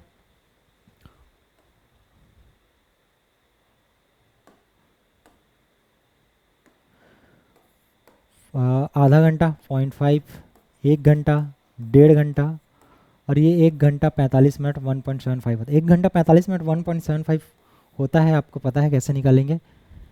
1 घंटा 45 मिनट मतलब कितना होगा, 105, 105 मिनट। 60 से डिवाइड करेंगे कितना आएगा, 1.75। ठीक है, ये हो गया। अब इसका एलसीएम निकालेंगे तो इजीली निकल जाएगा। आपको पॉइंट में दिख रहा है इसलिए थोड़ा सा वो लग रहा होगा, लेकिन 0.5 से मैं डिवाइड करता हूँ। 0.5 एक बार जाएगा, 2 बार जाएगा, 3 बार जाएगा और ये 4, 3, 7 बार जाएगा। ठीक है, इसका एलसीएम क्या आएगा, 7 या 21 दूनी 42, एकम 42 और इंटू 0.5, 42 इंटू 0.5, 21। एक लाइन में निकल गया, भले पॉइंट में दिख रहा है लेकिन एक लाइन में निकल गया। उसमें वैल्यूज़ क्या है, बड़े हो गए थे, इसमें पॉइंट में हुए हैं, लेकिन 0.5 से सब डिवाइड जा रहा है तो दिक्कत ही नहीं है। ठीक है, 21 घंटा, फिर से वही 21 घंटा, 12 बजे शुरू किया है, 24 घंटा कितना होगा, फिर से दोपहर 12 बजे, उससे 3 घंटा पहले मतलब सुबह 9 बजे। ये इसका आंसर है। ठीक है, अगला क्वेश्चन, ये आर और एन के पास कुछ टॉफ़ियाँ हैं, आर एन को 30 टॉफ़ियाँ देती है, तब एन के पास आर से दोगुनी टॉफ़ियाँ हो जाती है। परंतु जब एन अपनी टॉफ़ियों में से 10 टॉफ़ियाँ आर को देती है, तब आर के पास एन से 3 गुनी टॉफ़ियाँ हो जाती हैं। ठीक है, आर और एन के पास टॉफ़ियों की संख्या क्रमशः होगी। ठीक है, इसमें क्या है, सबसे पहले आपको क्वेश्चन को देख के इक्वेशन फॉर्म करना है। नॉर्मली क्या है कि यहाँ पे 2 अननोन है, मतलब 2 इक्वेशन होंगे तभी सॉल्व होगा ना। 2 अननोन है तो मिनिमम 2 इक्वेशन होंगे तभी सॉल्यूशन निकलेगा उसका। ठीक है, तो आपको पहले 2 इक्वेशन कैसे बना, 2 इक्वेशन बना लेना है। ठीक है, आर और एन तो दे ही दिया आपको, अलग से कुछ मानने की ज़रूरत नहीं है। ठीक है, आर और एन के पास कुछ टॉफ़ियाँ हैं। ठीक है, मान के चलो आर के पास आर टॉफ़ी है, एन के पास एन टॉफ़ी है, सीधा उसी को उसी के साथ लेके चलते हैं, ज़्यादा कन्फ्यूजन नहीं होगा। आर के पास आर टॉफ़ी है, एन के पास एन टॉफ़ी है, समझ लो। ठीक है, जब आर एन को 30 टॉफ़ियाँ देता है, मतलब आर एन को टॉफ़ी दे रहा है, मतलब आर का जो है 30 टॉफ़ी कम हो जाएगा, आर माइनस 30। ठीक है, ये क्या होगा, एन की तरफ जाएगा, एन को मिलेगा 30। ठीक है, इक्वेशन कैसे फॉर्म करना है देखिए। ठीक है, आर अपनी 30 टॉफ़ियाँ देता है, मतलब आर से 30 टॉफ़ियाँ कम हो गई। एन वो 30 टॉफ़ियाँ लेगा तो एन के पास वो 30 टॉफ़ियाँ जमा हो गई। ठीक है, तब क्या होता है, एन के पास आर से दोगुनी टॉफ़ियाँ होंगी, मतलब एन के पास आर से दोगुनी, मतलब आर से दोगुनी। ये आपका एक इक्वेशन बन गया। ठीक है, फिर से पढ़ लीजिए। आर क्या है, 30 टॉफ़ियाँ देती है एन को, मतलब आर से 30 माइनस हो रहा है, इसको अभी छोड़ दीजिए, आर से 30 माइनस हो रहा है और वो एन के पास जा रहा है क्योंकि उस टॉफ़ी को एन रिसीव कर रहा है। ठीक है, तो एन प्लस 30। ठीक है, आर से 30 गया, एन में 30 आ गया, तो क्या हो रहा है कि एन के पास आर से दोगुनी दोगुनी टॉफ़ी हो जा रही है ना। तो ये इक्वेशन फॉर्म हो गया, एन के पास आर से दोगुनी। ठीक है, ये इक्वेशन। दूसरा इक्वेशन कैसे फॉर्म होगा, परंतु जब एन अपनी अपनी टॉफ़ियों में से 10 टॉफ़ियाँ आर को देती है, अब क्या है, एन दे रही है 10 टॉफ़ियाँ, एन को एन की तरफ, आर को आर की तरफ लेते हैं। ठीक है, इधर एन ले रहे हैं, इधर आर ले रहे हैं, तो वैसे ही लेके चलते हैं। ठीक है, एन अपनी 10 टॉफ़ियाँ आर को देती है। ठीक है, एन से 10 टॉफ़ी जा रही है किसके पास, आर के पास। ठीक है, एन से निकल के आर के पास। ठीक है, तब आर के पास एन से 3 गुनी टॉफ़ियाँ, आर के पास एन से 3 गुनी, एन से 3 गुनी। उस केस में क्या था, एन के पास आर से 2 गुनी, तो जिससे जितनी गुनी हो रही है उधर उसको मल्टीप्लाई कर देना है। जैसे आर से 2 गुनी मतलब आर के तरफ 2 मल्टीप्लाई, एन से 3 गुनी मतलब एन की तरफ 3 मल्टीप्लाई। ये हो गया आपका equation number 2। 2 equation, 2 unknown, solve हो जाएगा। ठीक है, अब इसको सॉल्व करो।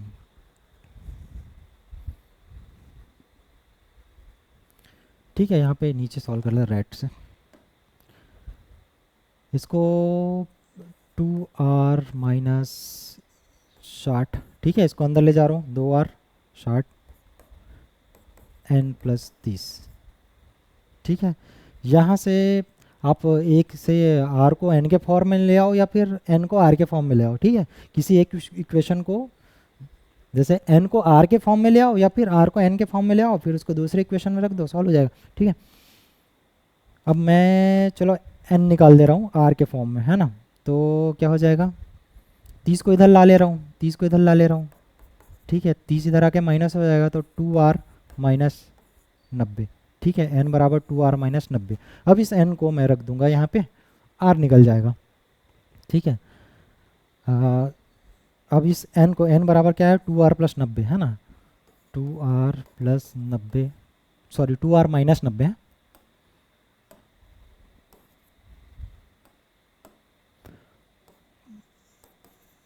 n बराबर ये आया 2r माइनस 90।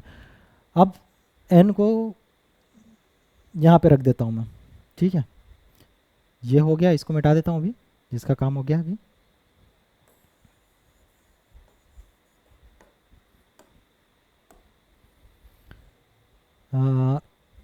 n को रख देंगे यहाँ पे। ठीक है, ये r प्लस 10 सेम है, ये 3 इंटू एन की जगह हम क्या रखें, 2r minus 90, 2r minus 90 minus ये वाला 10।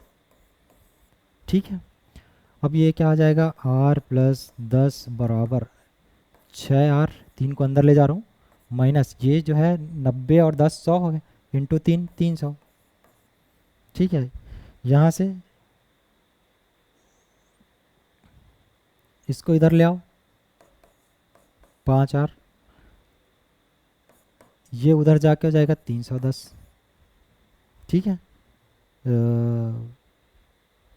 हाँ ये उधर जाएगा, ये 300 इधर आएगा। एक मिनट में प्लस माइनस का लफड़ा हो जाएगा नहीं तो। आर अपन को निकालना, ये आर को इधर ला लो, 6R को इधर ला ले रहा हूँ, इधर को इधर ले आऊँगा, दोनों माइनस माइनस होकर कटेगा, या फिर माइनस वाले को इधर ले आओ, उसको इधर ले आओ। जैसे 300 को मैं इधर ले आ रहा हूँ तो, और आर को इधर ले जाऊँगा, है ना, 10 बचा हुआ है प्लस 300 इक्वल टू ये 6R तो पहले से है, ये वाला आर को इधर ले आऊँगा तो माइनस। अब क्या आ जाएगा इसमें देखेंगे तो 5R, ये कितना हो जाएगा 310। तो यहाँ से क्या आ जाएगा अपना, आर इक्वल टू 310/5, 5 6 के 30, 5 दूनी 10, आर आपका और है 62। ठीक है, यहाँ से आर आपका निकल गया 62। अब इस आर को इसमें रख दूंगा तो एन निकल जाएगा।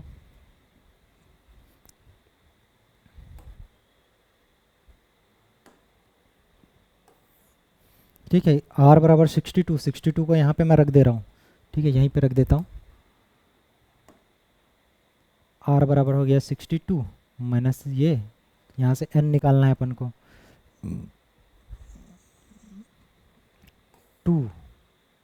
62 माइनस 30 है ना, आर की जगह 62 रख दिया, ये जो आर है उसकी जगह इक्वल टू एन प्लस 30। अब यहाँ से एन निकाल लेना है, 30 को इधर ले आओ, इसके अंदर कितना हो जाए 32 दूनी 64 और माइनस 30 इक्वल टू एन जो आ रहा है 34, एन बराबर 34।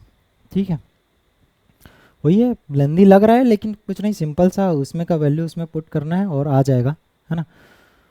वो क्या है, एन 34 आया और आर कितना आया 62 आया। ठीक है, इसमें सीक्वेंस देखो आर और एन पूछ रहा है, तो आर पहले क्या है 62 और 34 आएगा, 62 और 34, इसका ऑप्शन नंबर ए सही है। ठीक है, कुछ नहीं किए, फिर से एक बार देख लेते हैं, थोड़ा सा आपको लेंदी लग रहा होगा। इक्वेशन बनाना ज़्यादा इम्पोर्टेंट है ना, सीधा सीधा इक्वेशन बनाना ज़्यादा इम्पोर्टेंट है। एक बार आपका इक्वेशन अगर सही बना है तो आपका आंसर सही आएगा। ठीक है, इक्वेशन बस बना रहा हूँ, बाकी सॉल्यूशन तो ऐसे ही रहेगा। फिर से एक बार इक्वेशन देख लीजिए, आर जो है एन को 30 टॉफियाँ देती है, आर देती है एन को, आर से माइनस हुआ एन में प्लस हुआ। उसके बाद क्या बोल रहा है कि एन के पास आर से 2 गुनी टॉफियाँ, एन के पास आर से 2 गुनी है, आर से 2 गुनी, ये आपका एक इक्वेशन। दूसरा, परंतु जब एन अपनी टॉफियों से 10 टॉफियाँ आर को देता है, ठीक है, एन दे रहा है 10, मतलब एन माइनस किसको दे रहा है, आर को, आर के पास प्लस, तब आर के पास एन से 3 गुनी, एन से 3 गुनी आर के पास, ये आपका इक्वेशन 2। ठीक है, अब चाहे इसमें से आप आर का वैल्यू निकालें या एन का वैल्यू निकालें, उसके बाद उसको इसमें पुट कर दें तो आपका आर निकल आएगा, एन निकल आएगा, दोनों आपका निकल आएगा। कोई भी एक वैल्यू को, जैसे आर को एन के फॉर्म में निकाल लो आप यहाँ से, इस इक्वेशन से, है ना, अलग अलग तो है ही वैसे भी, है ना, R equal to X Y Z जो भी, एन ऐसे आएगा, फिर ये आर को यहाँ पर रख देंगे, ये आर भी एन के फॉर्म में कन्वर्ट हो जाएगा। आपके पास ये एक इक्वेशन में केवल एन ही है, यहाँ से एन निकल आएगा, इस एन को यहाँ पे फिर रख देंगे, यहाँ से आर निकल जाएगा। ठीक है, अगला क्वेश्चन, एक बालक ने एक उपकरण 2500 में क्रय किया और उस पर 500 रुपये खर्च किया, तत्पश्चात उसे 3300 में विक्रय कर दिया, उसका हानि अथवा लाभ प्रतिशत क्या है। हानि अथवा लाभ मतलब आपको ये भी डिसाइड करना है कि हानि हो रही है या फिर लाभ। ठीक है, सबसे पहले देखो, वो 2500 में खरीद रहा है, वो 2500 में खरीद रहा है और उसमें 500 रुपये और खर्चा कर दे रहा है, मतलब उसका कुल इन्वेस्टमेंट कितना हो गया, 3000 रुपये हो गया ना। 2500 में भले खरीदा है लेकिन उसमें 500 रुपये और खर्च कर रहा है, उसके बाद वो बेच रहा है ना। 2500 में खरीद के डायरेक्ट इतने में बेच देता तो ये अपना क्रय मूल्य में आ जाता। ठीक है, 2500 क्रय मूल्य है ही उसका, लेकिन उसमें 500 रुपये और खर्च कर रहा है, तो ये जो एक्स्ट्रा खर्च किया है वो उसके क्रय मूल्य में और ऐड हो जाएगा, तो उसका जो हो जाएगा टोटल जो इन्वेस्टमेंट जो है क्रय मूल्य प्लस जो खर्चा किया है 500, वो मतलब 3,000 रुपये हो गया, है ना।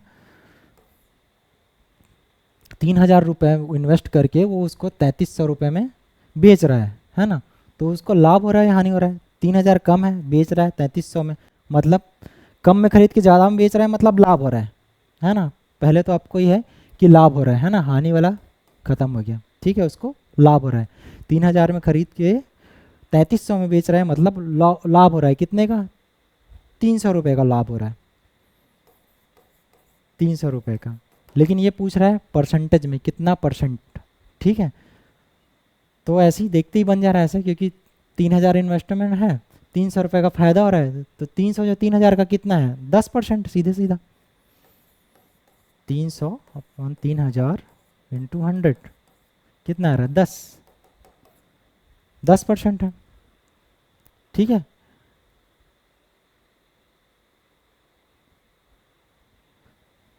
$2,500 प्लस 500, ये इसका टोटल इन्वेस्टमेंट है जो कि है 3,000 रुपये।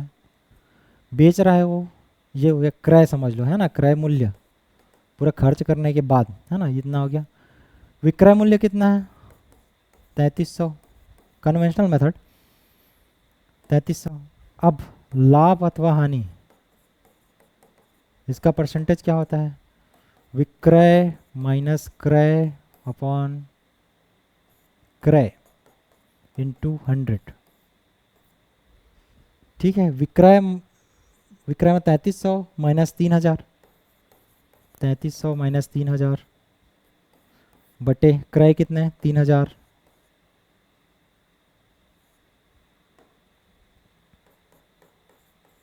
इंटू 100, ठीक है। ये कितना आ गया?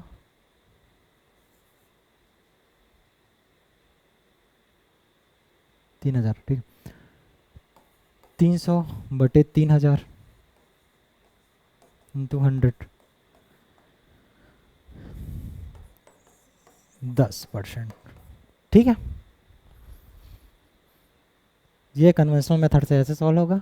ऐसे ही देखते ही समझ में आ जा रहा है आपको कि 3,300 में बेच रहा है, 3,000 में लिया है, तो 300 रुपये का उसको फ़ायदा हो रहा है। 300 रुपये 3,000 का कितना है? 10%, ठीक है, 10% लाभ, ठीक है। अगला क्वेश्चन,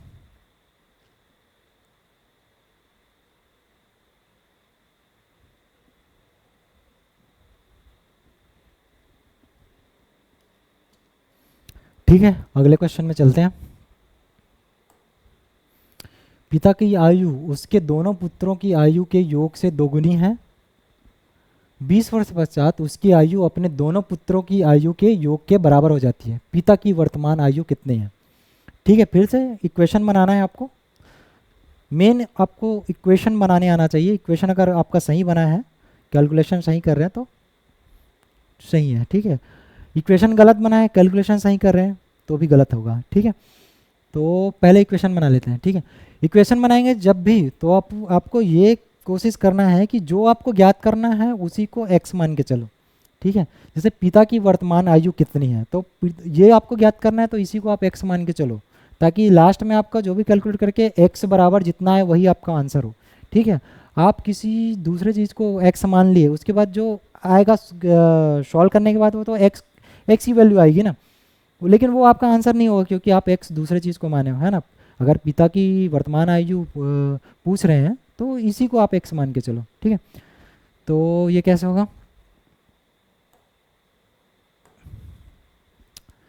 पिता की वर्तमान आयु मान लो x है,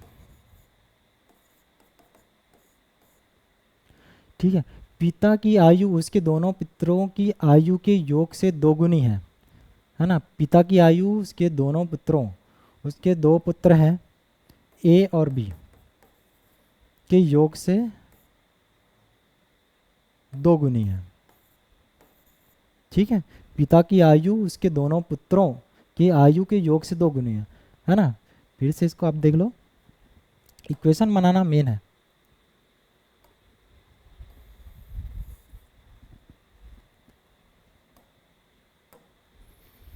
ठीक है। पिता की आयु उसके दोनों पुत्रों के आयु के योग a प्लस बी, ठीक है। एक पुत्र की आयु a है और दूसरे की b है, के योग के 2 गुनी है। ठीक है, एक इक्वेशन ये बन गया। दूसरा आगे क्या बोल रहा है, 20 वर्ष पश्चात उसकी आयु अपने दोनों पुत्रों की आयु के योग के बराबर हो जाती है।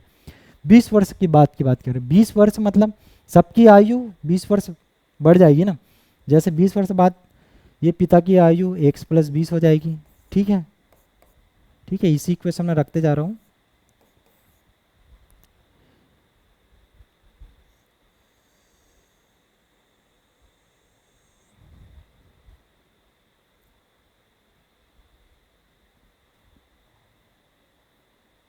चलो अलग अलग बना लेते हैं पहले।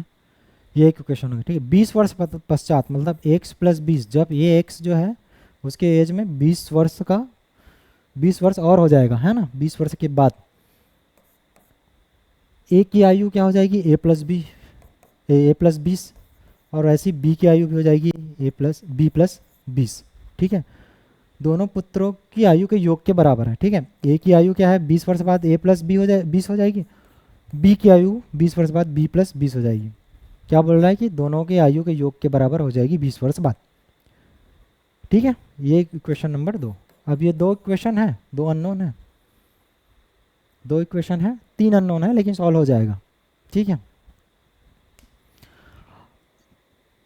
अब इसमें आप ये देख के चलिए कि इसमें a + b तो कॉमन हो जाएगा, तो a + b कट जाएगा, x तो आपको निकल ही जाएगा। ठीक है, फिर से एक बार इक्वेशन को देख लो कि पिता की आयु उसके दोनों पुत्रों की आयु के योग से 2 गुनी है। ठीक है, दोनों पुत्रों के आयु का योग जो है उससे 2 गुनी है पिता की आयु। ठीक है, जो कि x है। ठीक है, अब 20 वर्ष पश्चात उसकी आयु अपने दोनों पुत्रों की आयु के योग के बराबर है। 20 वर्ष पश्चात इसकी आयु x + 20, a की आयु a + b और b की आयु b + b। 20 वर्ष पश्चात इन दोनों का योग जो है पिता की आयु के बराबर हो जाएगी।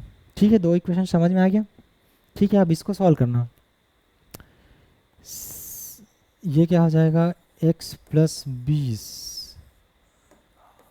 बराबर, आपको a और b के बारे में सोचना ही नहीं है क्योंकि आपको केवल x पूछा गया है, तो a और b निकालने की ज़रूरत नहीं है। ठीक, x + b 20 बराबर, ये इसको देखो a + 20, बस ब्रैकेट को हटा रहा हूँ, प्लस b + 20। ठीक है, ये क्या हो जाएगा, x + 20 बराबर a + b प्लस ये b 20 जो है 40 हो गया। ठीक है, समझ में आया, a + b और ये 20 40 लिख दिया। ठीक है, अब ये a + b क्या है, यहाँ से देख लो, a + b क्या हो जाएगा, यहाँ से निकाल सकते हैं a + b x/2, इसकी जगह मैं x/2 रख देता हूँ। अगर x + 20 = a + b बराबर x/2 रख दिया प्लस 40। ठीक है, ये आपका इक्वेशन x + 20 = x/2 / 40। अब ये हो जाएगा, इसको यहाँ पे पहले लिख दे रहा हूँ, x/2 + 40।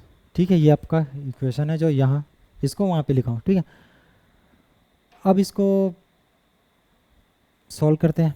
x + 20 = ये इधर चले जाएगा, x + 80/2, ये 2 को इधर ला लो। अब 2x + 40 = x + 80। ठीक है, पक्षांतर करना है तो आता ही होगा आपको, है ना।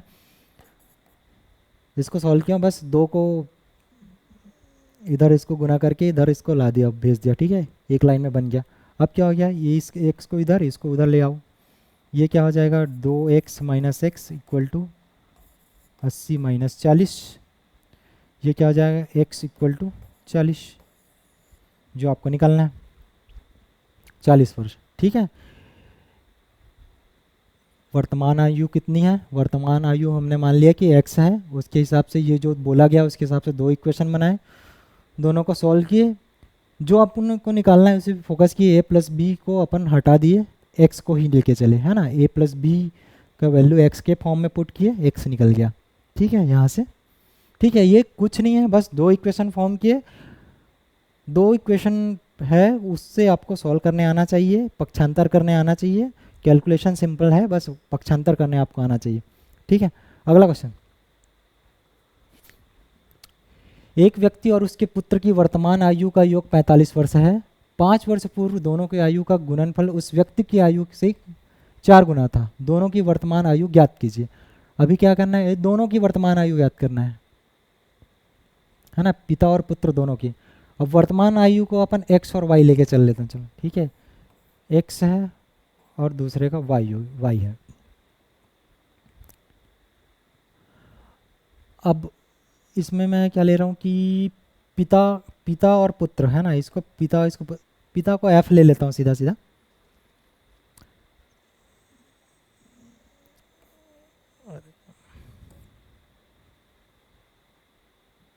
ठीक है, पिता की आयु f है और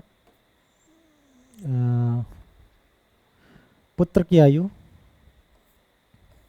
p है, चलो ठीक है। अब क्या बोल रहा है, एक व्यक्ति और उसके पुत्र की वर्तमान आयु का योग 45 है। वर्तमान आयु है ये दोनों, f plus p equal to 45। ये आपका हो गया एक इक्वेशन।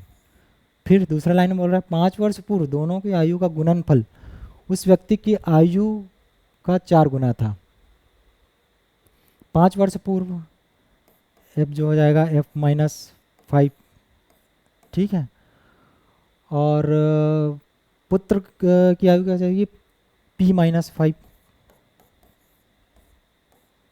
ठीक है।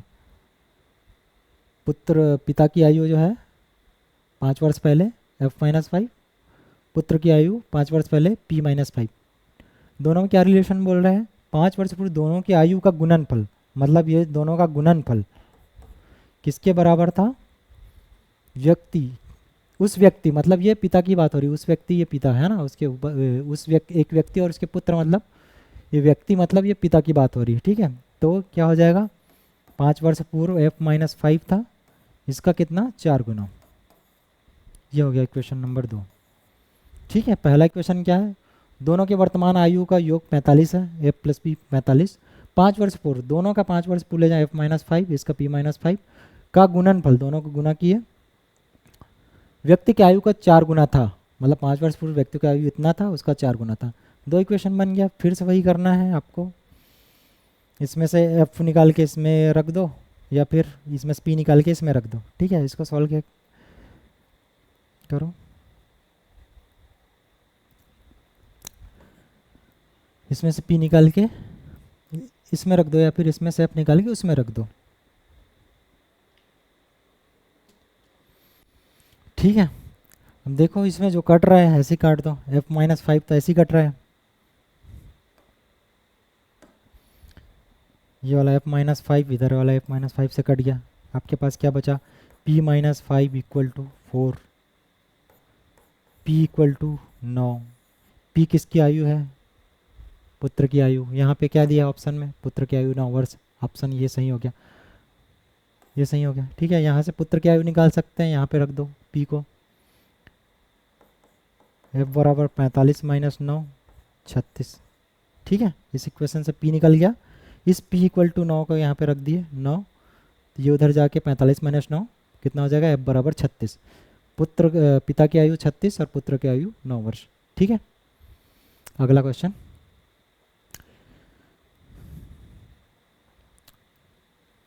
इसमें कुछ नहीं, ये एरिया निकालना है। कपड़े की लंबाई 2 मीटर और चौड़ाई 100 मीटर 100 सेंटीमीटर है, यूनिट कन्वर्जन।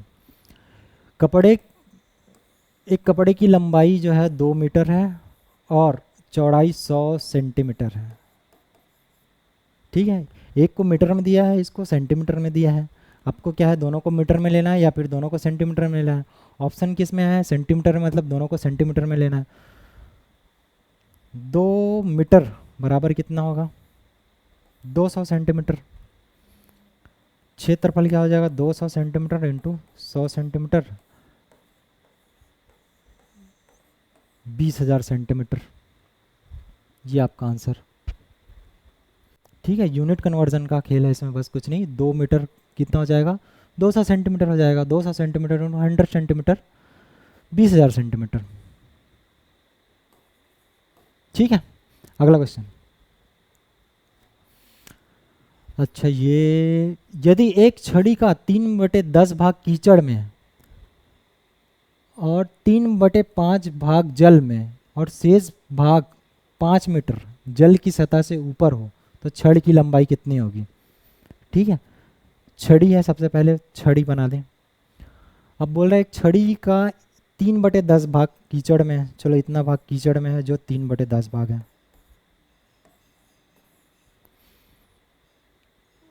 3/5 भाग जल में, 3/5 भाग जल में। शेष भाग 5 मीटर जल की सतह से ऊपर हो। शेष भाग जो है वो 5 मीटर है, ये बोल दिया।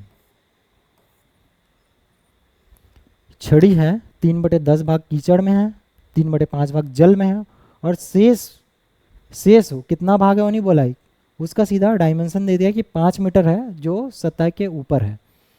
ठीक है, तो आपको क्या निकालना है, छड़ी की लंबाई, मतलब ये टोटल कितना है। ठीक है, ये 3/5 ये भाग है ना, भाग, और ये भाग, और ये सीधा मीटर में दिया हुआ है। ठीक है, छड़ी का 3/10 भाग कीचड़ में, 3/5 भाग जो है वो जल में, और उसके ऊपर 5 मीटर जो है, बाकी शेष जो हिस्सा है वो ऊपर ऊपर में 5 मीटर है। टोटल निकालना है आपको। अब इसको क्या निकालना है, सीधा ये जो दिया हुआ है डायमेंशन वो कितना भाग है वो निकाल लो। 3/5 भाग और 3/10 भाग, तो कितना बचे, 3/5, 3/10। चलो मान के चलो कि ये टोटल x है जो आपको निकालना है। छड़ी की टोटल लंबाई जो है x मीटर है। ठीक है, और x का 3/5 भाग और 3/10 भाग ये है, x का 3/5 भाग और ये 3/10 भाग, प्लस इसमें 5 बराबर x। ठीक है, टोटल x जो है वो 3/10 भाग x का और 3/5 भाग। ठीक है, 3/10 3/5 प्लस 5 मीटर बराबर टोटल डिस्टेंस x मीटर में आएगा। ठीक है, अब यहाँ से आपको x निकालना है। x ये कितना हो जाएगा, ये हो जाएगा आपका 33 गलत,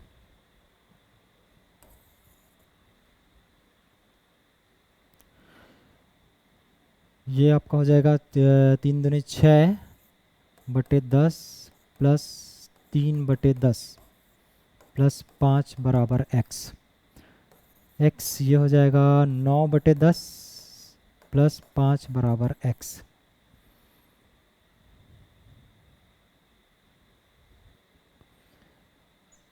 x माइनस 9/10 x बराबर 5, x बराबर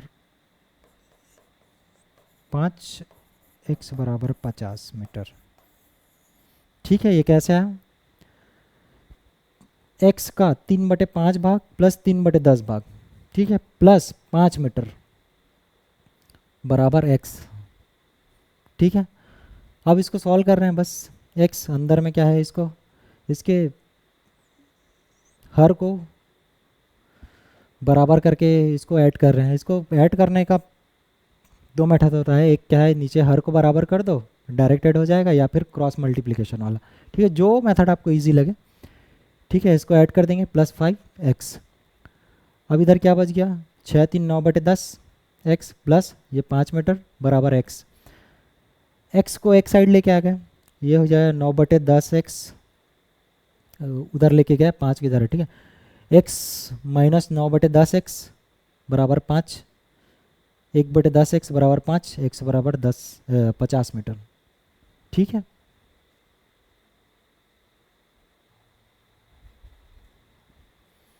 इसको डायरेक्टली भी सॉल्व कर सकते हैं। जैसे क्या बोल रहा है कि 3/5 भाग आपको पता है, 3/5 भाग आपको पता है, प्लस 3/10 भाग आपके पास है। ठीक है, ये कितना हो जाएगा, अब कितना भाग बच गया, टोटल एक हिस्से में से इतना हिस्सा हट गया। ठीक है, टोटल आपके पास एक हिस्सा रहेगा ना पूरा, है ना, उसमें से इतना हिस्सा हट गया। ठीक है, 1 माइनस ये कितना हो रहा है, 9/10। अब ये बच रहा है कितना, 1/10। 1/10 हिस्सा जो बचा हुआ है वो 5 मीटर है बोल रहा है। 1/10 हिस्सा 5 मीटर है, तो एक हिस्सा कितना होगा, 50 मीटर। ठीक है, अगला क्वेश्चन, मैदान में एक स्तंभ ऊर्ध्वाधर सीधा खड़ा है। इस स्तंभ के पाद से 15 मीटर दूर स्थित एक बिंदु पर स्तंभ के सर्वोच्च ऊंचाई का उन्नयन कोण 60 अंश है। स्तंभ की ऊंचाई क्या है? ठीक है, इसमें दो कोण होता है, एक उन्नयन होता है, एक अवनयन होता है। ठीक है, अगर आप यहाँ से देख रहे हैं किसी ऊपर वाले बिंदु को, तो यहाँ पे जो बनेगा वो होता है उन्नयन कोण।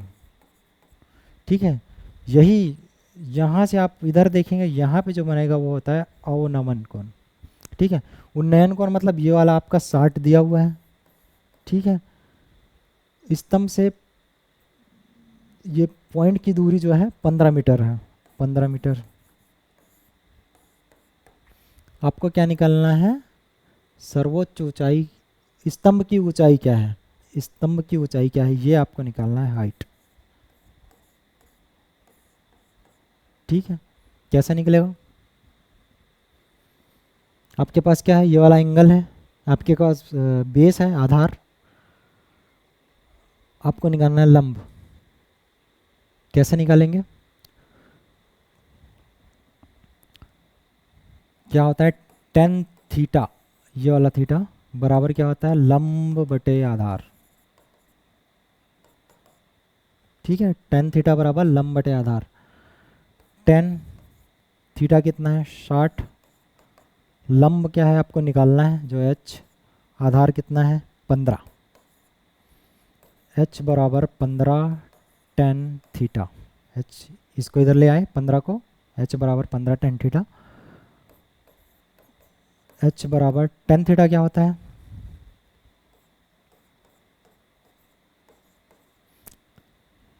एक बटे तीन, एक बटे अंडर रूट 3 होता है टेन थीटा। वो तो वैल्यू आपको याद रखना पड़ेगा, टेन थीटा क्या होता है, टेन सिक्सटी सॉरी, टेन 60 क्या हो जाएगा, एक बटे रूट 3। तो एच क्या हो जाएगा, 15 बटे रूट 3, 15 बटे रूट 3, ये आंसर नंबर बी।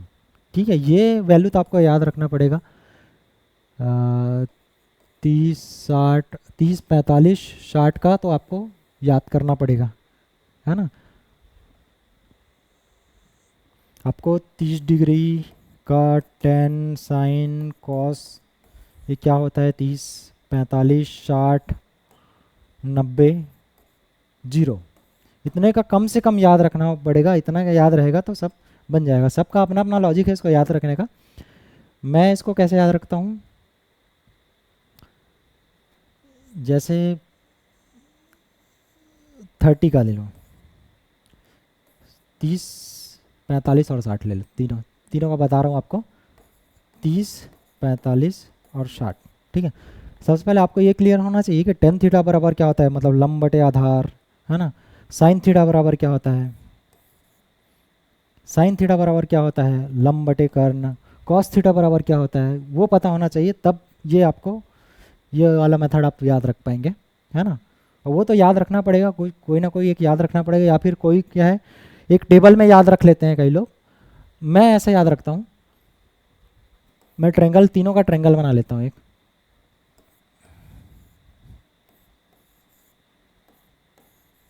ठीक है, ये क्या है, 30 डिग्री वाला है यहाँ पे, ये 45 है और ये 60 डिग्री है। ठीक है, इसमें 1 2 रूट 3, 1 रूट 2 1 रूट 3 2 1।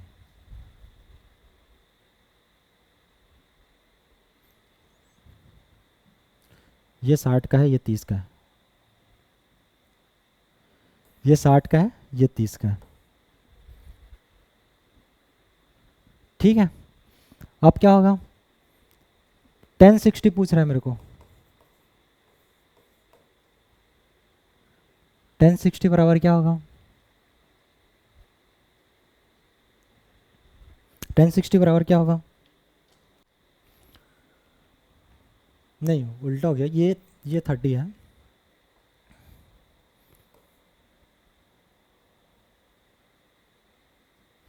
ये 30 रहेगा, ये 60 के लिए रहेगा।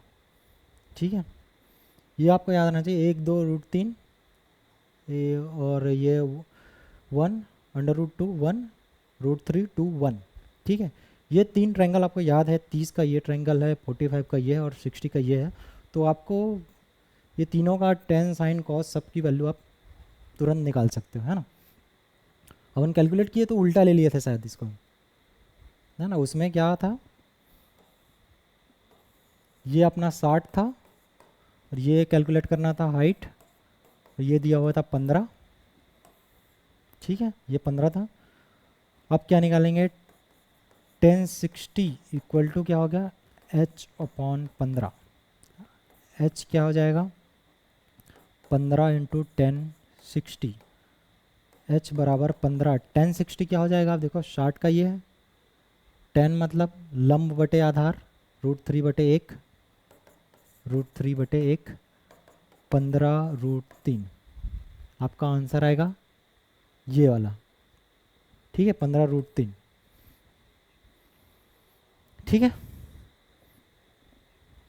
ये आप ये वाला मेथड यूज़ कर सकते हैं याद करने के लिए, या फिर आपको जो टेबल में अगर याद है तो टेबल से कर सकते हैं। लेकिन मैं इसको प्रेफर करता हूँ क्योंकि इसमें आपको जैसे 30 है तो 30 का ट्रायंगल अपन को ये दिखना चाहिए 1 to √3, है ना। 60 है √3 to 1, 45 है 1 √2 1। अब इसका जैसे मेरे को कॉस बताना है, 60 का कॉस थीटा बताना है। कॉस थीटा आधार बटे कर्ण होता है तो 1/2 आ जाएगा सीधा, ठीक है। इसका कॉसेक बताना है मेरे को, कॉसेक बताना है तो साइन का उल्टा, साइन क्या होगा, √3/2, उल्टा क्या हो 2/√3। ऐसे साइन बताना है तो √3/2, ऐसे मतलब एक ट्रायंगल आप छाप दो, फिर आप उसका सब चीज़ निकाल सकते हो, ठीक है। टेबल वाले में अगर आप कंफर्टेबल हो तो टेबल वाला फॉलो कर सकते हो, लेकिन इसमें क्या है थोड़ा सा जल्दी क्लिक हो जाता है, क्या आएगा, ठीक है। अगला क्वेश्चन, 18,500 को ए बी सी में इस प्रकार वितरित किया जाता है कि ए को प्राप्त राशि बी से 25% अधिक है और बी को प्राप्त राशि सी से 20% अधिक है। सी को प्राप्त राशि क्या है।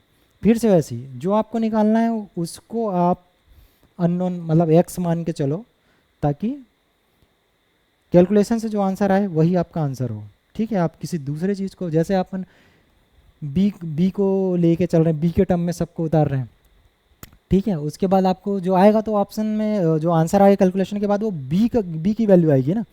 लेकिन आपको आंसर क्या पूछ रहा है कि सी की राशि, सी को प्राप्त राशि पूछ रहा है ना। इसलिए अपन सी को ही एक्स मान के चलेंगे, बाकी को सी के फॉर्म में कन्वर्ट करते हुए चलेंगे, ठीक है। तो अब यहाँ से लेके चलो, ए को प्राप्त राशि बी से 25% अधिक है, ए 1.25, बी 25% अधिक। फिर से मैं वो पॉइंट वाला लेके चल रहा हूँ, 25% अधिक मतलब 1.25, ठीक है। और बी को प्राप्त राशि सी से 20% अधिक है, बी बराबर 1.2 इंटू सी,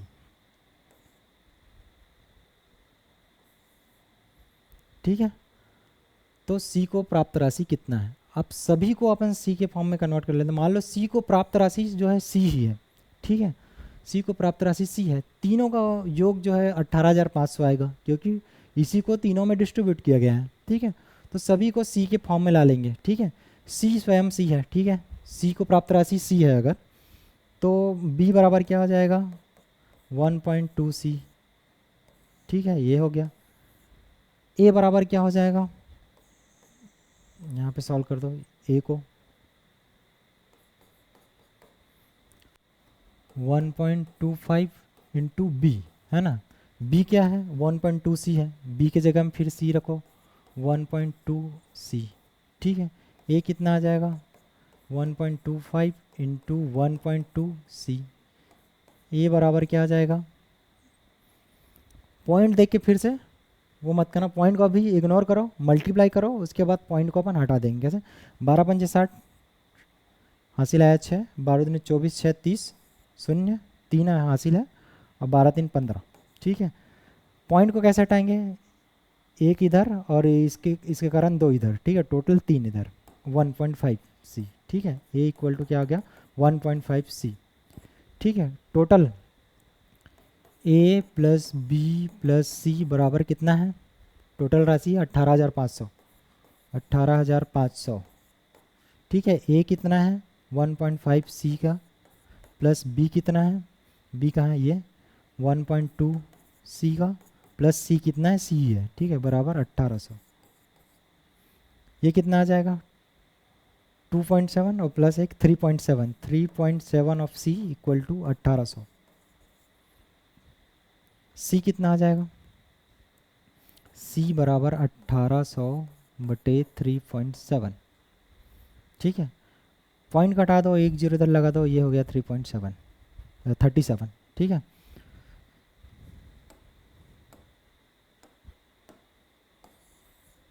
क्या रहा, सी बराबर 18,000 हो गया अपॉन 37, ठीक है।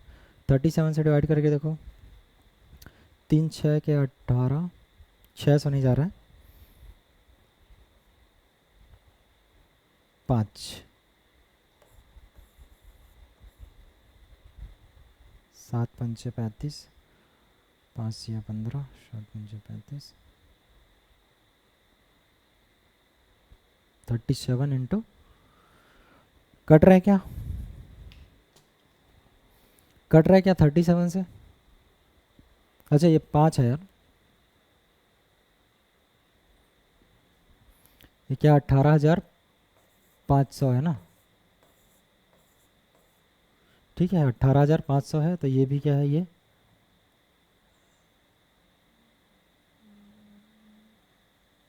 18,500, अरे यार पर यहाँ से फिर से देख लो,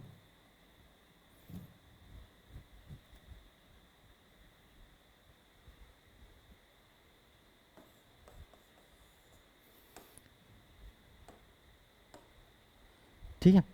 ए plus B plus C equal to 18,500 है, ए कितना है 1.5 सी प्लस बी कितना है 1.2 सी प्लस सी कितना है, सी ये हो रहा है 18,500, ये हो रहा है 3.7 सी, तीनों को जोड़ने से 1.5 1.2 और 1 है ना, 1 2 3 3.7, ये हो जाएगा 18,500, ठीक है। 3.7 C equal to 18,500, C equal to 18,500 3.7, ठीक है। पॉइंट को हटाना है तो एक जीरो यहाँ पे डाल दो, 37 से डिवाइड करो, 3 6 के 18, 6 से नहीं जा रहा 5, 37 इंटू 5 कितना है 5 7 35 5 5 से 15 3 18, ठीक 185, 5 से जाएगा सीधा पंचे 185, 37 5 से 185 होता है, ये हो जाएगा 5,000, ठीक है 5,000 आपका ये, ठीक है, क्योंकि आप सी को प्राप्त राशि मतलब पूरा सी के टर्म में ही लेके आए, इसलिए जो आंसर आया वो आपका सी ही आया, ठीक है। इसी को आप अगर ए के टर्म में कन्वर्ट किए रहते तो जो आंसर आता ए आता, और फिर आपको इधर ऑप्शन सी चाहिए तो फिर उसको कन्वर्ट करते, उससे अच्छा जो आपको पूछ रहा है क्वेश्चन में उसी को आप आगे लेके चलो, बाकी को हटाते चलो, ठीक है, ठीक है, ठीक है। इस तरह से सारे क्वेश्चन सॉल्व हो गए हैं, जो मेन क्वेश्चन जो मिले थे वो लगभग सॉल्व हो गए हैं। हर क्वेश्चन को सॉल्व करने का अपना अलग अलग मेथड होता है, हर क्वेश्चन 2 से 3 मेथड से सॉल्व होता है, आपको कोशिश करना है कि हर मेथड को आपको पिक करना है, मतलब आपको नया मेथड अगर पता चल रहा है उसको आप रख लो अपने पास, और क्वेश्चन जब भी पढ़ो, क्वेश्चन पढ़ो, पढ़ते ही सोचो आपके पास अगर 4 मेथड है तो क्वेश्चन को पढ़ते ही आपको ये निकाल लेना है कि कौन से मेथड से ये जल्दी सॉल्व होगा, कैलकुलेशन किस में कम लगेगा, वो आपको क्वेश्चन पढ़ते ही आपको वो वाला मेथड फिट करना है उसमें, और उस हिसाब से उसको सॉल्व करना है। ऐसा नहीं कि आप पूरे क्वेश्चन को एक ही मेथड से सॉल्व कर रहे हैं, ऐसा नहीं, कई बार क्या होता है कि एक ही क्वेश्चन एक मेथड में बहुत लेंथी हो जाता है, दूसरे मेथड में एकदम 2 स्टेप में निकल जाता है, ठीक है। तो आपको हर क्वेश्चन को सॉल्व करने के लिए कम से कम 3 से 4 मेथड आपके पास होने चाहिए।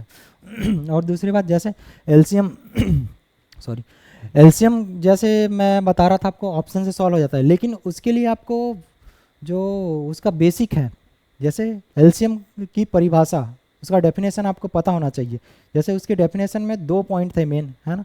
पहला क्या था कि वो दी हुई संख्याओं में से सबसे जो बड़ी संख्या है उसके बराबर या उससे बड़ी होगी एक। दूसरा, तीनों से पूर्णतः विभाजित हो जाए, ठीक है। और वो क्या है, सबसे छोटी सी छोटी संख्या जो तीनों से पूर्णतः विभाजित हो जाए उसको अपन बोलते हैं एलसीएम, ठीक है।